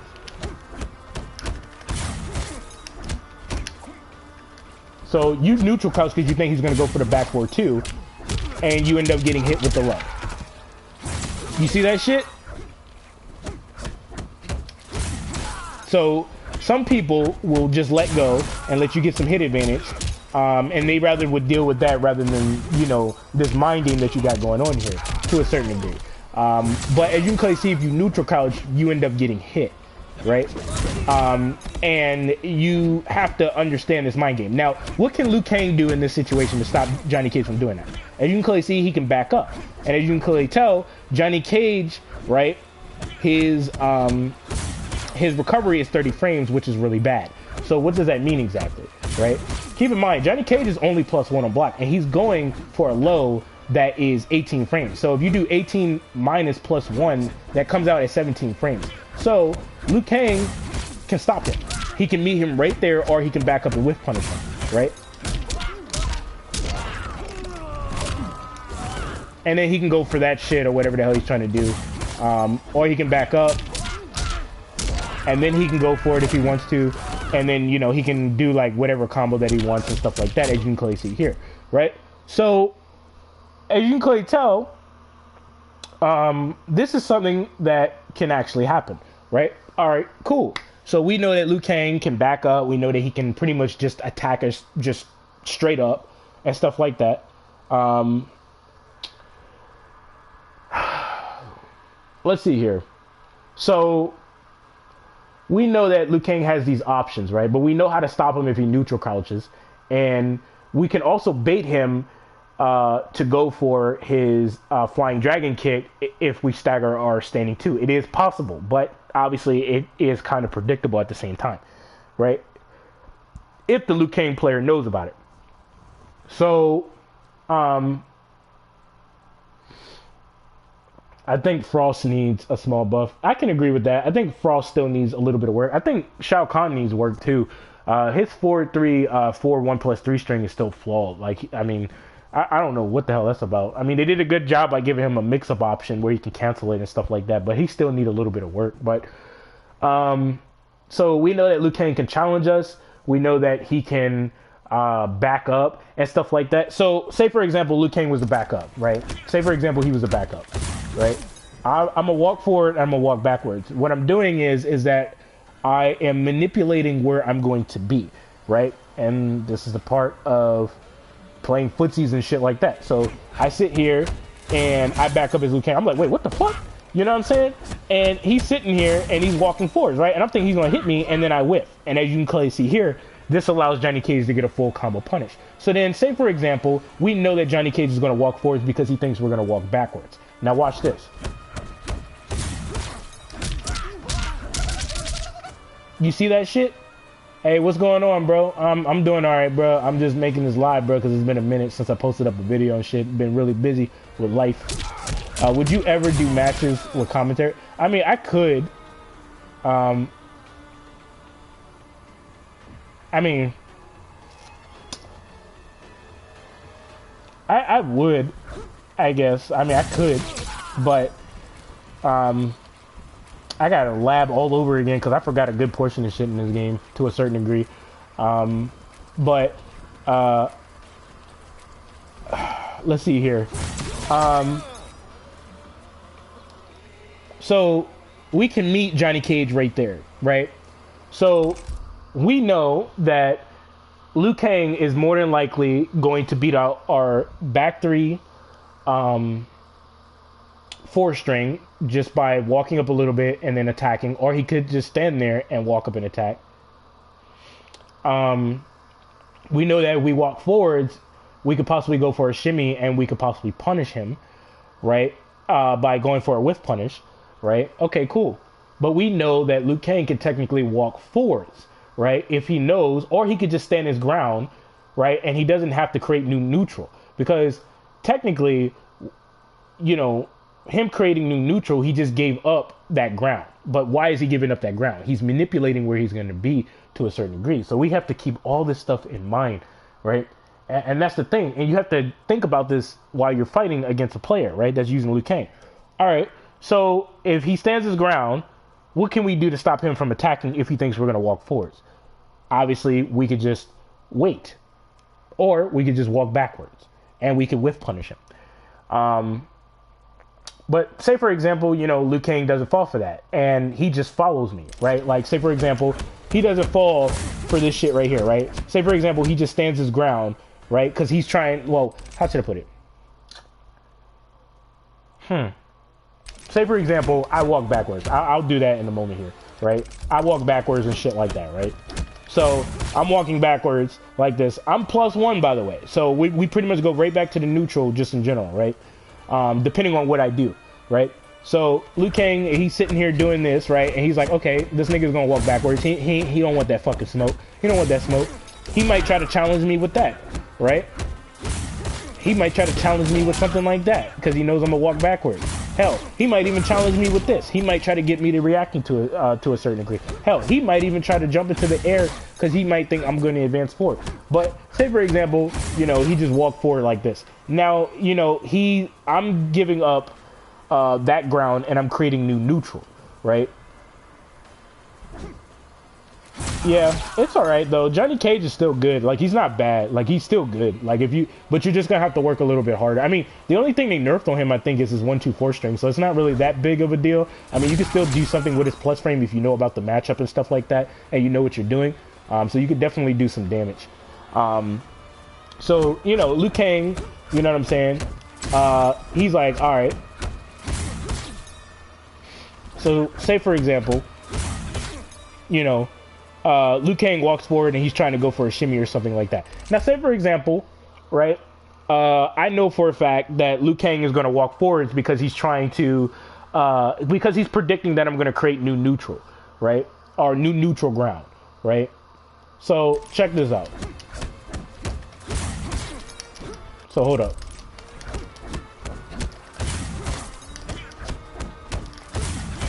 So all of a sudden, right, Liu Kang's going to end up getting hit and put into some form of a combo because he's going to walk forward and he's going to run directly into my 4-3-4-4, or he might run into my standing 2-4-4 or my 1-2-1 or my forward 2-1-2 string, and he's going to get hit. And now he's like, okay, I don't like that. I don't like the fact that he did that, right? So, you know, Liu Kang sits right here and he thinks that I'm going to go for it. So guess what he does?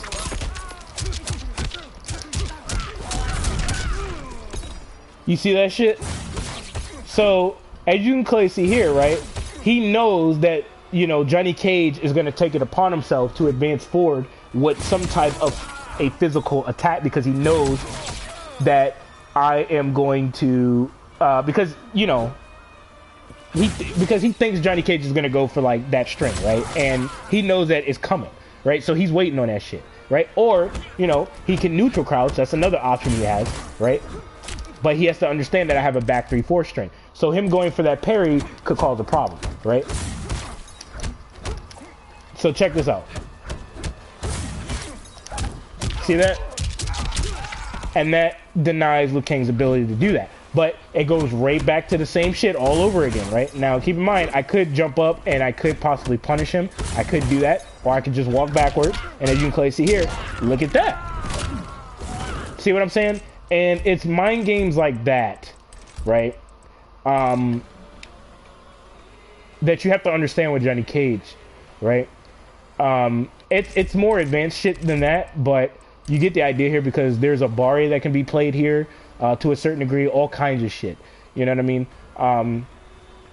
And yeah, I mean, every matchup is different, man.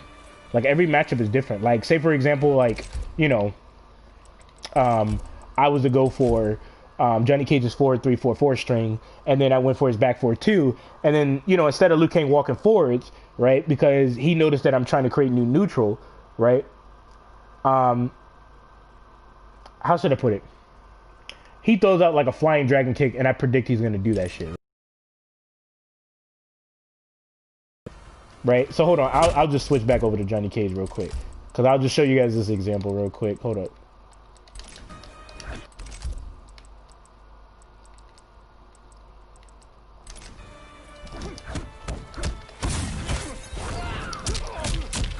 See what I'm saying?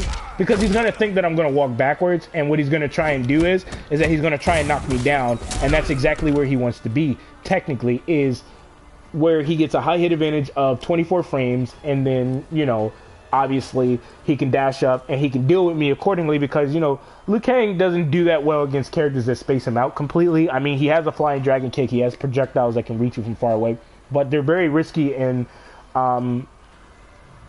I feel like your live commentary would help us get better. I mean, I could do it, you know what I'm saying? Go ahead, play her. I don't mind at all. I'm not saying you should never play Jackie. I was just saying she is pretty strong, bro. What the hell going on here in this comment section? Am I missing something? But yeah, so the flying dragon kick, right? You got to watch out from that shit, right? But say, for example, you neutral crouch, right? And then all of a sudden, you know what I mean, Liu Kang goes for his low fireball, right? So let's see what we can do about that. So hold up. Let's see here. So you try to neutral crouch because you think it's coming, and then all of a sudden a fireball comes out, right? Because it's complementing his high, right? Or here's the thing, right?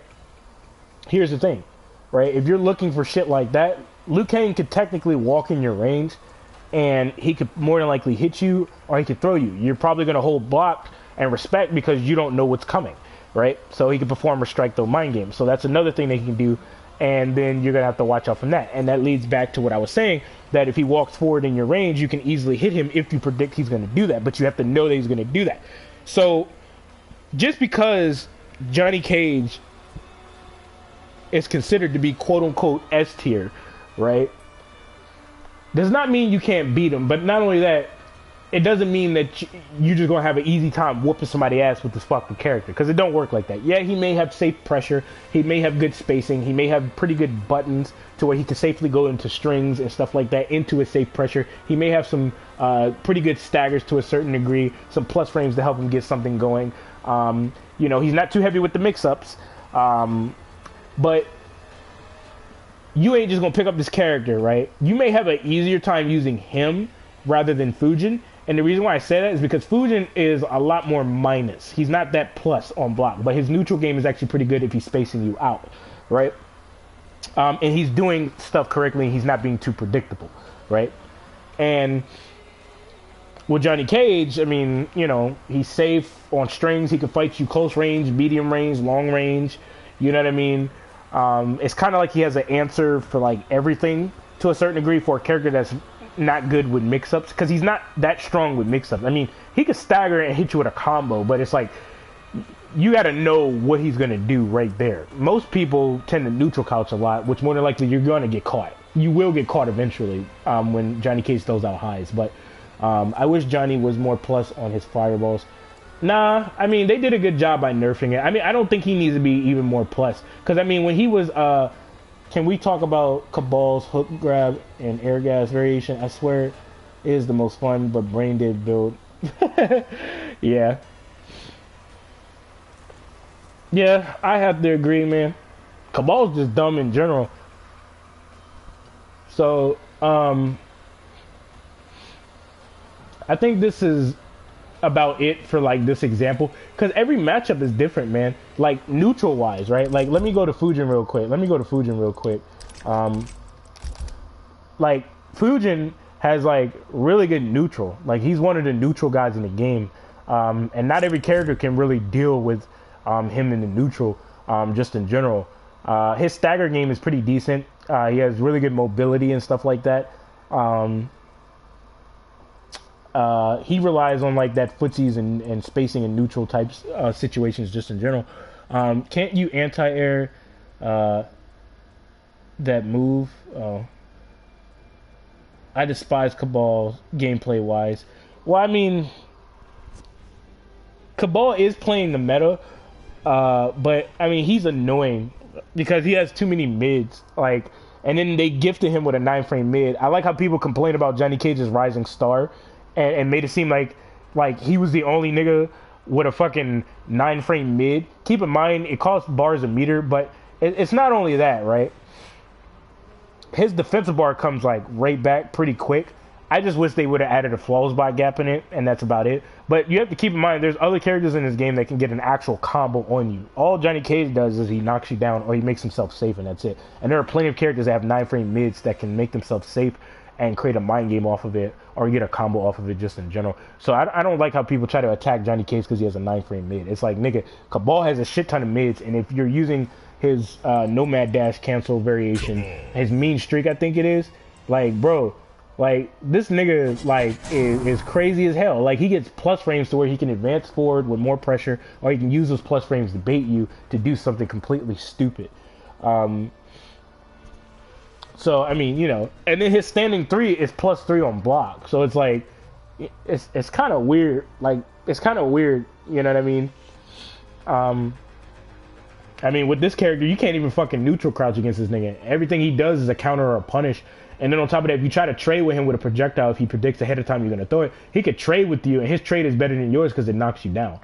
And if his fatal blow is there, right, and you're like 20% low, you're going to be afraid to press a button because his fatal blow is literally a teleport. So anything you throw out, he might be able to catch you based on what your recovery looks like. So he can keep spamming out projectiles consistently, which gets really fucking annoying. So, I mean, you know, talk about dumb. Oh, man. I mean, his combos are pretty good. They're not hard to do at all. They're really good. He can side switch you pretty nicely. So that's actually really nice for a character like Cabal, just in general. Yeah, his spacing's good, his walk speed's good, his frame data is really good. There's no such thing as neutral crouching against this character, not unless he throws you. And speaking of throws, he has a crushing blow in his back throw, so it's like, you know. So yeah, I mean, you know, Cabal's pretty good. He's pretty good in this game. He's always been good in Mortal Kombat. But Mileena, my girl Mileena though, she need a slight buff, man. She need a slight buff. Like, I honestly believe she needs a slight buff. It's weird how a lot of characters in this game have a meterless pop-up, and Mileena's like one of the only characters in the game that doesn't necessarily have a meterless pop-up. But not only that, her pop-up potential is kind of whack. And bro, yo, Combo God Gaming, bro, she has a lot of pop-up potential, bro, but you can't really do anything with it. She can become a combo queen in this game if they would literally unleash her true potential. And her mix-up game is not that good either. Now, the strong things about her is her neutral game, I think. Yeah, I still love her too, man. It's my girl. I'm really hoping that they give her a slight buff. Nothing too crazy to where she's like S tier, because there were some people saying they wanted her S tier, and I'm like, no. Because if you make her S tier, all you're going to see is a bunch of Mileenas and everybody talking about, oh, I main Mileena now. The only reason why you're maining her is because she's S tier now. Like, it's like, come on, man. I think that her pop-up potential needs to be fixed.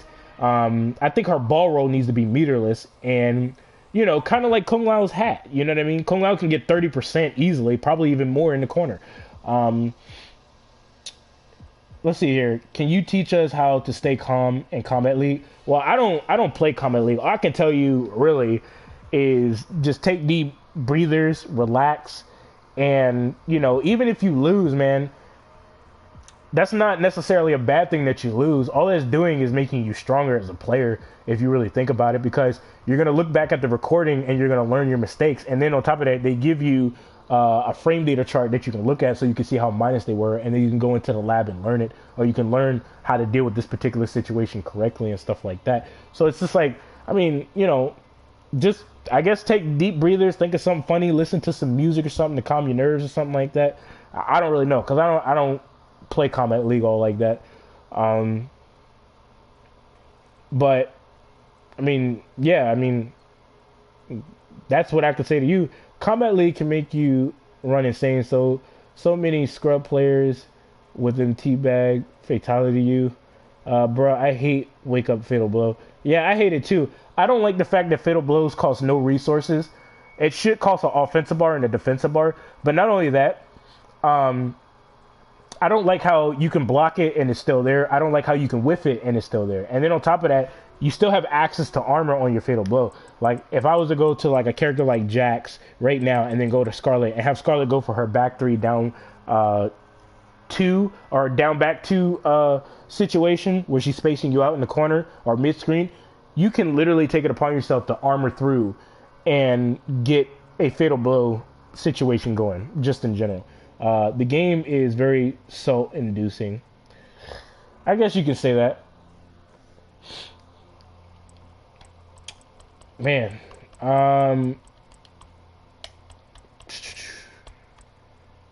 Just the fact that being -6, -7, or -8 can allow you to be put in a guess situation because of the options available is pretty dumb. I mean, technically, if you want to be honest about that, man, I get where you're coming from with that, because I agree. But if you go back to MKX, you being -6 or -7 or -8, this game ain't got shit on MKX when it comes to a situation like that, because you're stuck into mix-ups, I mean, for days. Like, I mean, this game here, you're basically stuck into a strike don't mind it. But then again, I mean, this game is notorious for the overheads and lows in this game as well. So, I mean, there's that. So I can agree with that in a way. So is Shao Kahn still low tier? I main him and I win games in Combat League. Do you prefer MKX or MK11? I mean, MK11 has potential. I'm kind of neutral between the two because they both got potential. I feel like MKX could have been one of the greatest MK games of all time if they would have did a little bit of fixing and stuff like that to the game. I don't know. I'm kind of neutral on that. I don't want to say that MK11 is better and stuff like that, but it has things that are better than MKX, I think. But that's just my opinion. When it comes to Shao Kahn being low tier, I still think he's kind of problematic. Like, I still think he needs like a slight buff. Let's see here. Oh, I forgot about Sub-Zero. Rising Ice is arguably the best combo ability in the game. Yeah, I would have to agree on that. It definitely is, at least to me. Because I mean, when he hits you with the overhead, nigga he can hit confirm that shit into a combo. I mean, so you're fucked either way. Oh man, I pressured them with my hammer and running kick. Good point. And down 3 in MKX was guaranteed you finna take the mix. Exactly. You better take that mix, boy. MKX was too much mix. Yeah, it was way too much mix. I didn't like it because I felt like you were always stuck into a blender. I felt like the player unfairly opened me up. You know what I mean? Like, because of the fact that you have overheads and lows and stuff like that. And that's the only reason why you opened me up. Other than that, you ain't opened me up because you hit me with like a strike throw mind game or you whiff punish me fair and square. It's like, it's mainly because your mix up. You know what I mean? Your chances of getting opened up in that game is very fucking high, especially if you're going against, Bo Raicho and his Bartitsu variation or Alien. And that one variation he has, the Torcotton variation or whatever, it's mix up city. Like, your ass is stuck into a blender. You're bound to get opened the fuck up. but obviously your reward is decently high if you block correctly. That's why I think the true skill in MKX is you blocking correctly. And you know, capitalizing off of that with the most optimal combo you can come up with, and all that extra shit. There was 4 to probably 5 ways of mix. Hell yeah, you had so many mix-ups. Now imagine if they had fucking cross-ups in that game. Jesus Christ. Forget about it, bro. Forget about it. That shit is over. You be stuck into infinite mix-ups and shit. I mean, you can still chew through armor in that game. I mean, like, defense, like, offense in MKX is more superior than defense. The same thing applies with Dragon Ball Z Fighters. And you had to take, even if, hold up, take, if even just from blocking. Yeah, I mean, your chances of getting opened up was very high. It was very fucking high, especially if you were dealing with characters like Cyrax that have really strong setups. And he can get meterless combos on you, and he can still save his bars a meter, which is really scary. Kung Jin can do the same damage on you. That shit is scary as fuck. But Shao Kahn, though, Shao Kahn has potential. He has the range. I'm still trying to figure out what Shao Kahn is technically. Like, I'm still trying to figure that out. Like, what is he exactly? Like what is he? A footsie character? Is he all the above? Like, what is this character? Shit. That was from a mix life from I saw. You blocked, led you to be mixed. But then again, some overheads were slow. And what's weird about MKX, though, for me, is that you have mix-ups in the game, right, that leave you safe on block. Like, Reptile's back 2 is a prime example. Like, this nigga's -1 on block. For what? Why are you -1 on that? You can get a fucking combo on that, and that overhead comes out ridiculously fast. It's like, what the hell is that shit about? But what about MK9? Crazy gimmicks. Yeah, there's definitely gimmicks. MK9 was just random. He was designed as a pressure character, but he's incomplete, so the most optimal way to play him is space control with his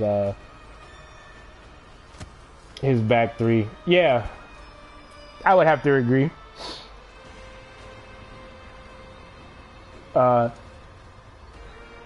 It had good thing about it, accident.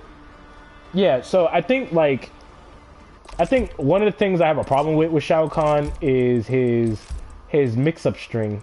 I don't like it because when he goes for his forward 3, right?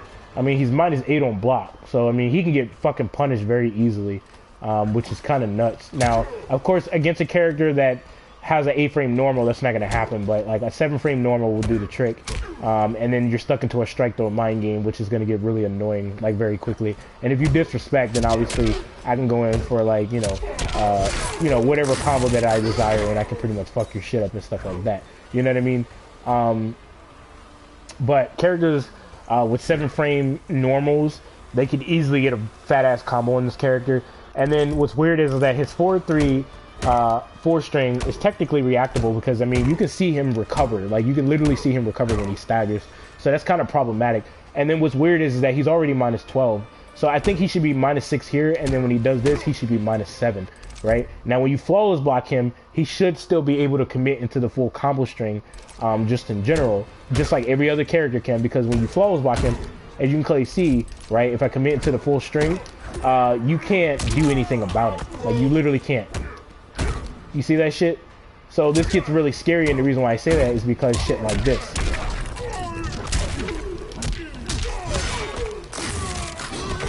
So his mix-up potential is very questionable off of that. Like, I've done it to this one guy when I was using Johnny Cage when we was playing on, like, the Cyber Lin Kuei stage or whatever, and he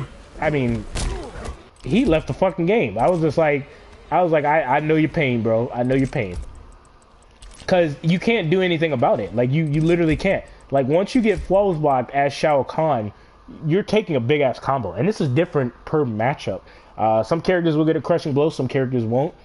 Some characters will just get a full combo, which is still really good.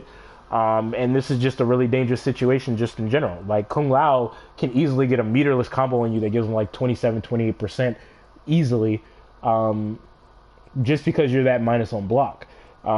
So I just think that this kind of doesn't make any sense, at least to me. Now, I mean, if he just tries to stagger the 4-3, 4-string, then yeah, keep him like minus 12 when you flawless block him. So if he tries to stagger it, then you can punish him. And like another thing is, like, you could possibly like speed up the recovery on this a little bit to make it a little bit more better. You know what I mean? And that's just my opinion, because I mean, this is kind of reactable though. Like, I mean, like, I'm just saying, like, now obviously since he has a flawless block gap, I'm gonna turn this on. He can easily do something like this, and as you can clearly see, there's no flawless block gap. But the thing is, yeah, he knocks you down, and that's about it. But as you can clearly see, he's minus 20 on block, so that's a fat ass punish into a fatal blow, or whatever the case may be. So this can kind of cause like a serious issue, just in general. Another thing that's kind of problematic is his forward 2. I think his forward 2 is very weird. Now, obviously, he has a back 3 that reaches, like, you know, right around this area right here. So obviously, if you're in this area, obviously the opponent knows that you're probably going to go for something like a back 3 or a forward 2. And he's minus 14 on block. So there's a decent amount of characters in this game that can punish him. So you have to be very careful with this. And keep in mind, his startup time is 16 frames, and he's a lot safer than his back forward 3, which would lead into a combo, right? So which option would you go for? A little bit more of a safer option that starts up at the same time. But keep in mind, this has range on it, right? And it complements his forward 2 in the neutral when you're playing footsies with the opponent. And he has some of the greatest range in the game just in general. The only issue is the startup time of this forward 2 just in general. And the reason why I say that is because Shao Kahn has a forward 2 that starts up at 19 frames, right? Yeah, Shao Kahn has good damage. Like, I'm not going to deny that. Like, he has really, really good damage. But the issue with the character is that his mix-up potential at close range is a little bit questionable. Like, mainly his 4-3, 4-1+3 string, and his 4-2 is a little bit slow. I think if they trim it down to like 19 frames, possibly, I think this will be a little bit more better to where it has a little bit more speed, because this is very reactable. You can see this shit coming. Like, you can literally just block like this, and once he goes for his 4-2, he's fucked. Now, if you end up blocking the 4-2, he has a mind game. He can go for a plus frame situation here, as you can clearly see, +2. He can go for an overhead low mind game, which is actually pretty nice. And then he has a flawless block gap in this, right? Now, what I think is weird is that if you have like a 7 frame or an 8 frame normal, I believe it is, you can punch him through the combo string. So hold on, let me switch to a character that has a 7 frame normal. I'll just use like Johnny Cage or something like that, just to make it quicker. Johnny Cage. So let's just go here real quick. Cyberlink So he can obviously go for a safer option where he actually gets an actual combo. So if you go for like his 4-2-1 string, there's no flawless back gap, and he happens to be safe if you end up blocking it. So that's actually really nice for Shao Kahn just in general. The downside of the combo string is the beginning part of the combo string, which is his 4-2. I did a Shao Kahn combo that made 66% damage. Yeah, that's how it is in this game, man. So if Shao Kahn was to go for like this overhead, right? Let's see here. Let me see if I can get it. You see what I'm saying? I don't even have to flawless block him, and even if I do, right, he becomes -8 on block, right? So he can possibly get punished by 7 frame normals, as you can clearly see here, just in general. Now let me back up a little bit. Hold up. Yeah, he'll still get punished by Johnny Cage, and as you can clearly see, he'll get hit, right? But then you still have to guess on the overhead and the low option that he does, just in general. So obviously, when he goes for the low option, let's see what happens. You can jump, and then you can go in for like whatever fancy ass combo that you want, and you can fuck him up, or you can block, and then he's -18 on block, which is not good for him. Now, Johnny Cage is not in the correct range for his nut punch, but he is spaced out a little bit, so you can still punish him.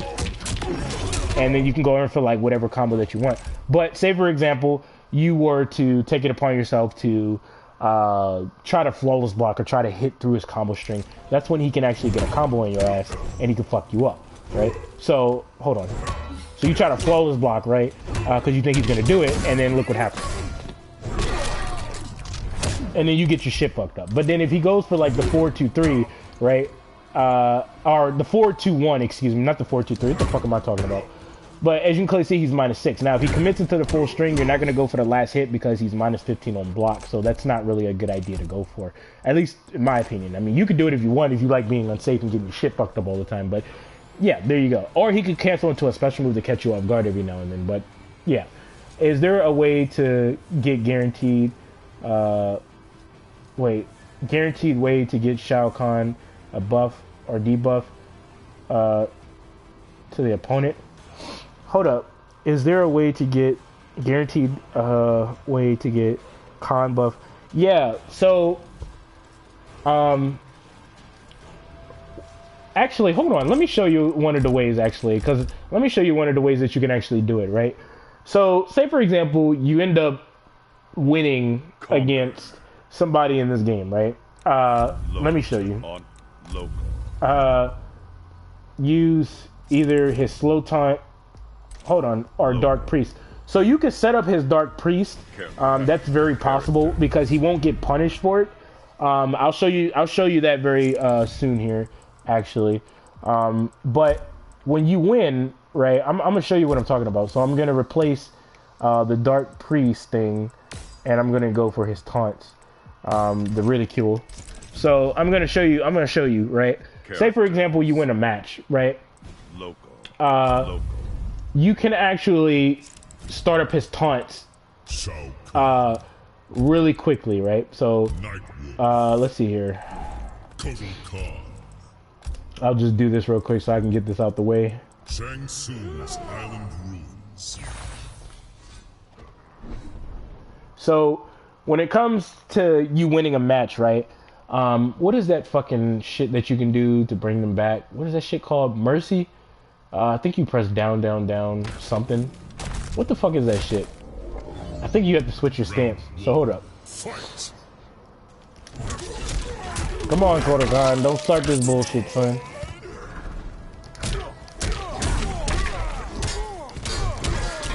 Come on. Hurry this shit up. Come on. Woo. Come on. Fuck up. Bitch! You little bitch! Oh, it's like that? Alright. So, when you win both of the rounds, and you have a good amount of health, which I highly recommend, because you look like a fool if you do this. Oh, you tried it. But, I'm gonna show you something. Hold up. Come on, man.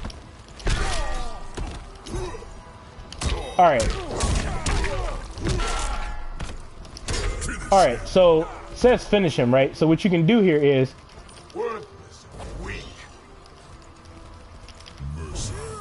you see that? So watch this, watch this.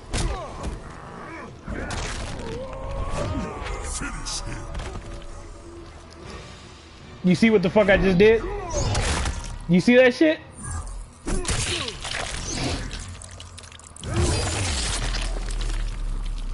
So, what you can do, right, is when you win both of the rounds and if you have a good amount of health, you can taunt. You can do both of the taunts, right? And then all of a sudden, right, you mercy the opponent, and when you mercy the opponent, right, what will happen is that you'll get both of the buffs. So they'll be afraid to pressure you, right, because they're low on health and you have your fucking buffs. Right, so you hit like a truck or you take reduced damage, right? But the funny part is you have a little bit of time, so you could just stand there and, you know, they're gonna have to figure out something. They're gonna have to figure out something, nigga, or you know, they just gonna get their shit fucked up. Conquer. So, you know, so they're gonna be scared. Now, the reason why this is actually scary, right? Is because you have to guess on that mix-up. So if he manages to get a poke on you, you're going to try your best to get out of that mix-up potential. So he could easily throw you off of that and get substantial amount of damage because he has his buff on. So that gets annoying and you're almost dead anyway. So you're fucked either way. You know what I'm saying? So it's really dirty. it's really dirty. That shit is really dirty.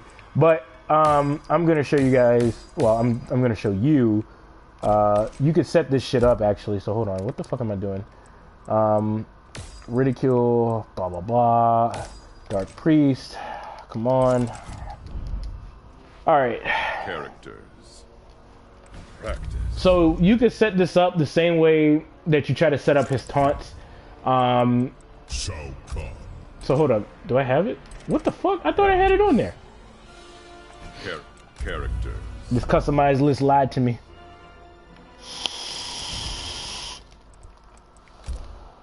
Alright. Come on. Where the fuck are you at? Alright. Come on. Alright, there we go. So you could set this up. You could try this with every character if you want, what they're up to and up 3. It's really good to know whether or not some characters can punish you, and if some characters can't. So I'll just go with Shao Kahn and Shao Kahn. Shao Kahn has arguably the best up 3 in the game, I think. I think he has a really good up 2 as well.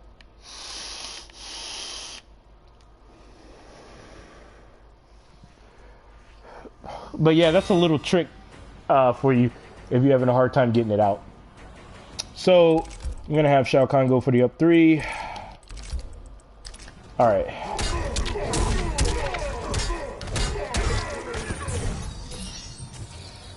You see that shit? So you can set it up like that if you want to. You could definitely do something like that, which is actually really nice. Because now they're going to be afraid, right? And then you can apply that pressure and shit like that, and if they end up getting caught somehow with like a jump punch or some shit like that, a kick, you can go in for like whatever combo that you want, and you know, you can pretty much fuck the opponent's shit up, and you can do like whatever the hell you're trying to do just in general. And that's one of the ways to like set it up. But the other way with his taunts, I think that's like the only way to get it out, and you might be able to get it out in the neutral. But then again, you're probably going to have somebody trying to zone you the fuck out if you're going against a zoner. So you might want to be careful with that. Because they're probably trying to zone you. But it's like, if you have both of your buffs where you take reduced damage, it's going to get annoying because they can't really do anything. And if they just sit there and try to zone you out, they're running out of time anyway. So it's just like, especially if the time is low, they're going to have no choice but to come in. And they're going to have to deal with that fucking ridicule buff that he has access to, or that humiliate buff. And it's going to cause a problem. How can NRS buff Shao Kahn to be at least the level of characters like Liu Kang? So you're essentially saying you want Shao Kahn to be S tier, or are you saying that you want him to at least be able to fight against characters like Liu Kang and stuff? Because either way, it kind of sounds like you're trying to make him S tier, or you want him to be S tier. Yeah, I get zoned out when I try, so I stopped trying to do his buffs. Alright, so what they can do, I think, at least in my opinion, is what I said earlier, is buff up his forward too. I think they need to make it to where his startup time is like 19 or 18 frames, one of the two, where his forward 2 is a lot quicker. I don't think there's anything wrong with his back 2. I mean, the range is decent, you know what I'm saying, so I don't have a problem with that at all. I'll keep that the same. I think I would make where, you know, it's not too reactable, because there's plenty of characters that have non-reactable staggers, so I would definitely do that. I would make him -7 if he does this, you know what I'm saying, so that way when he does this, he could probably neutral crouch really quickly if you try to uppercut him immediately, and he could possibly get a crushing blow on you. But when you do flawless block him, he should be -12 on block, right? Now you're gonna have to rely on an up 2 or an up 3 with this character, because he'll be able to commit into the full string. Because right now, if he tries to commit into the full string just in general, right, it's not going to work, because all you have to do is flawless block him. And as you can clearly see here,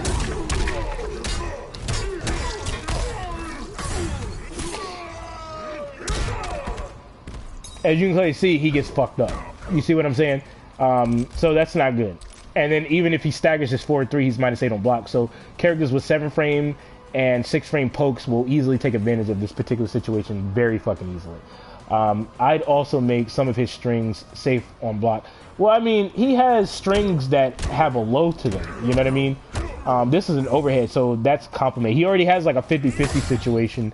So that would be somewhat unfair to a certain degree. I mean, he already has plus situations. So his 4-4, right, is +6. There's a flawless block gap in it. So obviously, if you flawless block him, you can go for an up 2 and up 3, because even if you flawless block him, he's still +6, right? So obviously he can go directly into this and he can get a combo. So I would leave that alone. Like I wouldn't touch his plus frames. I wouldn't even add any more plus frames. That's just my opinion, right? Keep in mind, his standing 1 is +4 on block. And then when he starts to space it out, he's +5, as you can clearly see right there, right?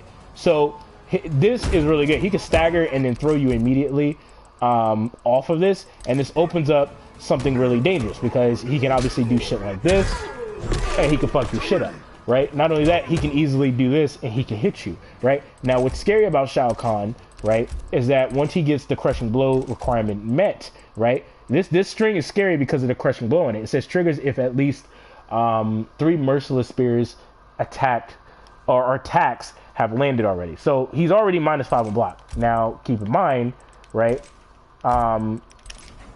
if we look, there's a flawless block gap. But, I mean, obviously, you can do that and you can hit him with a combo, right? So, most players possibly would fall for this.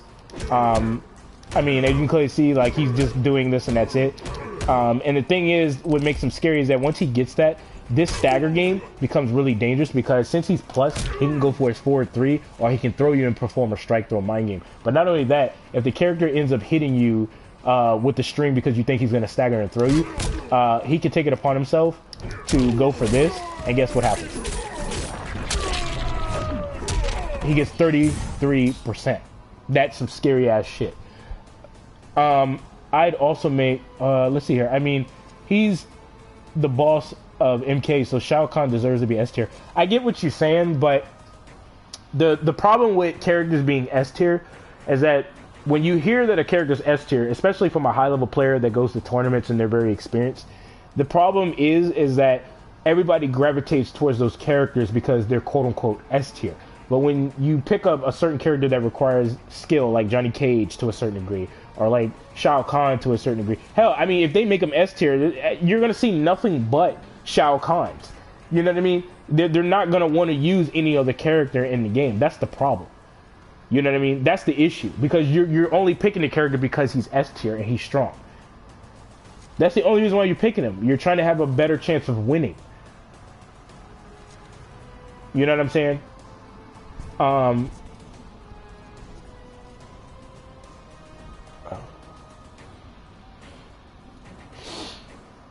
So, hold up. I love playing 90s movie classic Sonya against Shao Kahn. But if you could make an idea of a skin for Shao Kahn, what would it be?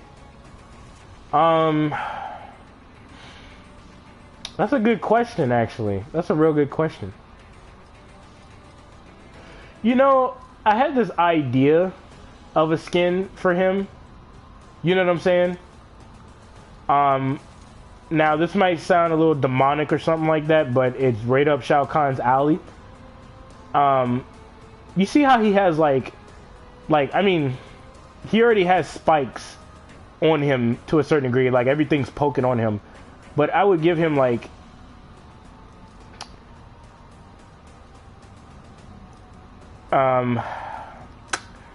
shit. I would have to think about that, actually.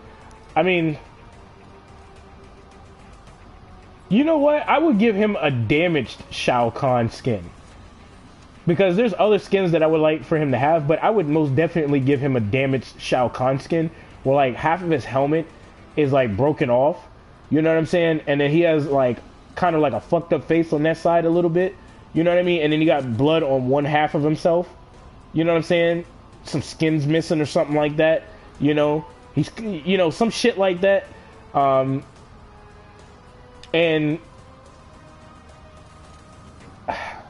I would like to call the skin, like, pure evil Shao Kahn. You know what I mean? Where, like, he has, like, this red aura around his skin. You know what I'm saying? that might be a little bit too much. But then again, Raiden has like electricity around his skin. But I would definitely give him something like that. You know what I'm saying? Where he has like dark black red aura around his skin, or like around his body and his costume. You know, and he, like, you know, like he's damaged Shao Kahn, like he got fucked up, like, you know what I mean? Something like that. Because it would fit up his alley. He has like bones or something like that, like human, like, you know, some bones around, you know, his waist or something as armor or something like that. You know what I'm saying? Like something, because, you know, this is my favorite skin by Shao Kahn. Like, I don't care for his other skins. I mean, some of his classic helmets I like, but his other skins I just don't fuck with. But that's something I would give Shao Kahn. Like, I would definitely give him like a damaged Shao Kahn look. I would give him like a half broken skull where he's like busted up in the face a little bit, like blood coming out. He got scars and shit, you know. And then he has like, you know, I mean, hell, you can even call him Dark Kahn or Pure Evil Kahn. You know what I mean? Pure Evil Shao Kahn skin or some shit like that. You know what I mean? He got like some spikes coming out and shit like that. Like he has like this black dark red aura around him and shit like that. Some bones as some armor for him a little bit and stuff like that of the people he killed. You know what I mean? Because he's coming back for like vengeance and shit like that. That would have been a really nice Mortal Kombat story if you think about it. Shao Kahn coming back for vengeance and he looked like that, and he got Havoc on his side, bro. Bro, fuck out of here, bro. That shit would have been cold seeing him appear. Oh my god, bro. I would have lost my shit if they would have did some shit like that. Because Liu Kang killed him. And then the Elder Gods killed him. So imagine this dude just coming back, you know what I'm saying, looking fucked, like looking fucked up, evil as hell, but looking dope at the same time, and he's back with a vengeance, bro. I'm trying to tell you, man, that shit would have been cold. Like, the default Shao Kahn outfit skin in MK11 is one of my favorite. Yeah, I don't pick any other skin. I like the default version of Shao Kahn. But yeah, that's just my opinion of what I would give him. That's at least one of the skins, at least.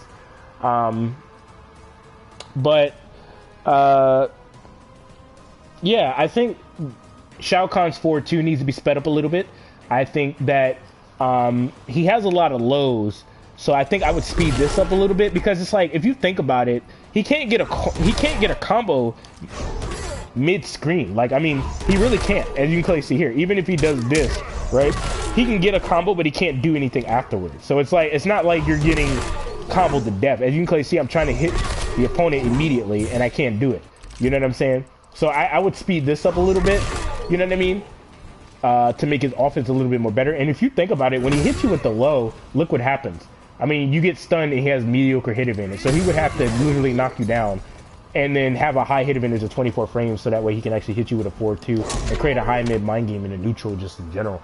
But not only that, like when he goes for his 1-4-2 string, he just knocks you down. When he hits you with the low, he gets a combo. When he hits you with this low, he gets a combo. You know what I mean? And then, I mean, in the corner, if he ends up hitting you, then he will get a combo. So you can keep it the same, just speed up the startup time of this a little bit. You know what I mean? And I mean, you know, you can make the overhead slow still, but have you heard of the canceled... Wait, what? Have you heard of the canceled second... Nah, I don't think I have, bruh. But, it was nice doing this video. But I think this is going to be all for right now. I just wanted to do a live because I haven't been on in a while.